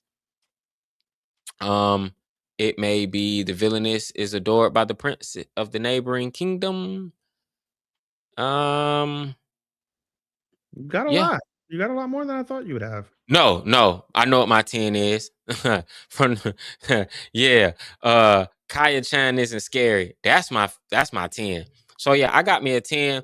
I think for the winter season, I'm actually gonna pick up at least 13 shows. I think this is a strong season. And depending on how it goes, man, if we get a release date and we get maybe I'll watch Samurai Troopers. Since it is a sequel. I may check that out. Oh yeah, and we get B stars, but that's not until March. So that's not like no time soon. We don't Yeah, get to March. JoJo too. JoJo's not coming till later. Yeah, Netflix got some shit coming out that I can't remember what it is, but I know Netflix got it. Days for JoJo. But I think that's a Chinese anime that Netflix is getting. I don't think it's you know, like Japanese anime. I can't remember the name of it. But yeah, bro, that's what I got. Okay. I gotta go through this list. I haven't compiled my full list yet. I'll probably do it when we get off here now. But Juju, Freein, Paradise, Oshi, Fire, JoJo when it does air eventually. Slime. I just picked. I'm gonna watch Sentence to be Hero. I just read that and I'm like, all right. I didn't know Slime was coming. Yeah, Slime. And it's they mentioned it. It's a five core finale because they're gonna incorporate they're finish it off. It's a 5-core show with back-to-back cores in winter and spring. So that'll be interesting. We won't be able to count it until spring, but still. What's it called? What else? Trigun, obviously, Vigilantes, obviously, Chain Soldier, looking forward to. It's gonna be my ecchi of the season, easily. Chain Soldier season 2. In the Clear Moonlight Dusk, and Blue Mabiro, which already came out, which was interesting. Blue Mabiro season 2 comes is already out, so that on there. Anyway, I'm falling in love with you, season 2 as well. So that'll be interesting. So what is that now? One, I think I probably it's like close to 13. One, two, where we at? Where we at? Where we at? Where we at? Where we at? Oh, there's no freaking way I'll be your lover. The little OVAs, but I won't count that really for shows. Moonlit 3, 4, 5, 6, 7, 8, 9, 10, 11, 12, 13. I have 13 on the dot, and I'll pick up more. You know me, my magic number is 20. I like to be able to see all my shows on Analyst, which is what I primarily use. So my magic number is 20. After 20, you can no longer like see the shows, and like it cuts them off. And it just pops up basically when they air. So 20 is my number. I've got 7 to You're go. not watching Medalist season 2? I haven't seen Medalist season 1. I'm gonna try my hardest because that was Matt's show. Gotcha.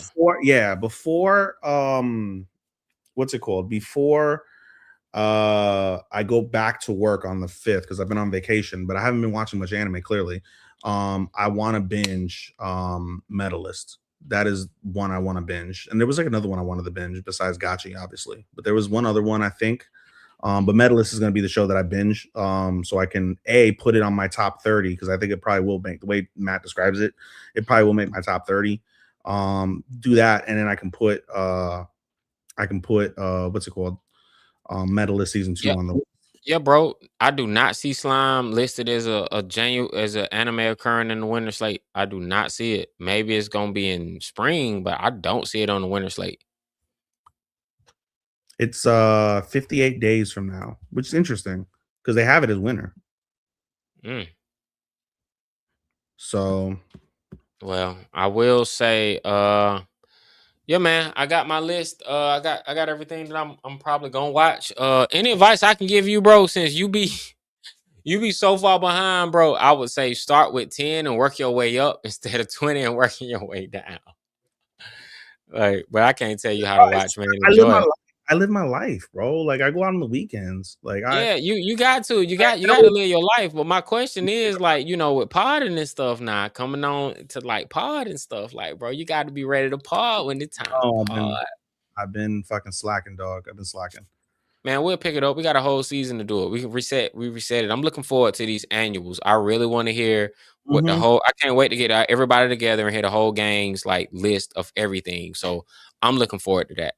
I'm not gonna be able to fucking what's it called? I won't be able to be on. And by the way, for just as we close out the day, folks, basically our annuals are scheduled for January 6th, January 7th. January 6th, you'll be joined by Matt, Chris, and Sean. I am going to meet Mick Foley, so I will not be on until much later if you guys are still recording. January 7th, I will be on. And so January 6th will be the annual awards. And then January 7th will be the annual top 30 with the 4 of us. I will be on that show, no doubt. I have compiled at this current stage my 30, and I have got all my awards 1 through 4. I don't do 5, I do 4, and it's all based, as you know, off of who won what pieces in the during the season. I've got the categories all filled out for right now, except for movie and studio. That's the last bit. I've got my statistics.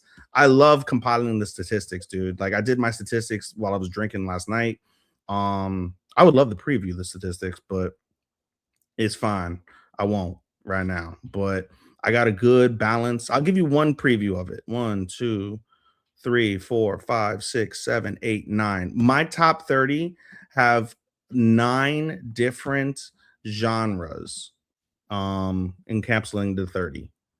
So, and I have percentages on what each of them have. I'll go over all the statistics as we go through the 30th on the 7th. But in any case, anything further to add before we drop? No, bro, that's it. All right, guys. I'm not going to do the whole spiel Matt normally does. Just, thank you to our sponsors, Sean, W2M Network, Dirt Sheet Radio. Much appreciated. Go give us a like and follow wherever you listen to your podcast, Spotify, Apple Music, iHeart. Give us a 5-star rating. Much appreciated. Sean, it was a pleasure as always to be with you and do this with you tonight. and hopefully I see you tomorrow. If not, I'm sure I'll see you down the road. And thank you, by the way, for your gift. Thank you for your gift, your Christmas gift. I owe you a return gift because Nah, that's man, dope. y'all, I look, man. I saw the gifts. You and Matt's gift was in a set. Matt's gift was in a set, and Yeah. it was really a coin flip on who got what. I had one specific for you and one specific for Matt, but I'm glad y'all like y'all gifts. Yeah. And y'all like the art, Did you man. send Chris? Did you send Chris something? No, but I have some left over. I have additional gifts that I can Wait, what still did you send out. send? What did you send? What did you send the boys? You sent everybody in the group one, right? Yeah. We could talk about this off live. Okay. Okay. Well, as you guys can hear, Sean is a very benevolent human being. He got us in the group gifts. If you want something, be benevolent to Sean. He'll be benevolent back. Peace, But y'all. on that note, guys, thank you so much for listening. Thank you so much for tuning in. Can't wait to see you guys in the new year. We already wished you Merry Christmas and Happy Holidays last time when I was on with Matt, but I will wish you Happy New Year's this year, as this is the absolute final record. Actually, no, tomorrow's gonna be the absolute final recording, but at least the final 2025 recording for Sean and me. Guys, may your new year be prosperous and full of good health, good vibes, and good successes throughout. And until tomorrow, where you'll be joined by Chris and Sean, Oyasumi, sayonara, good motherfucking night.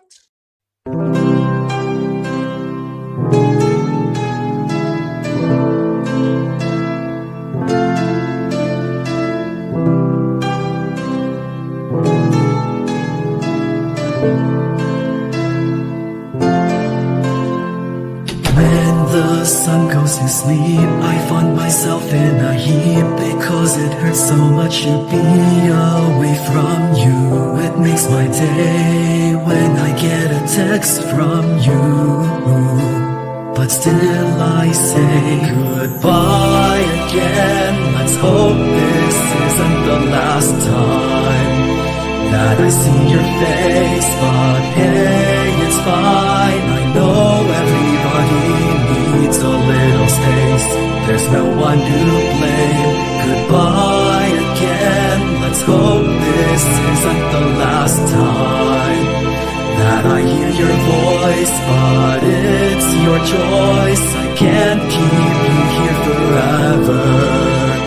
Just promise me that you'll come back.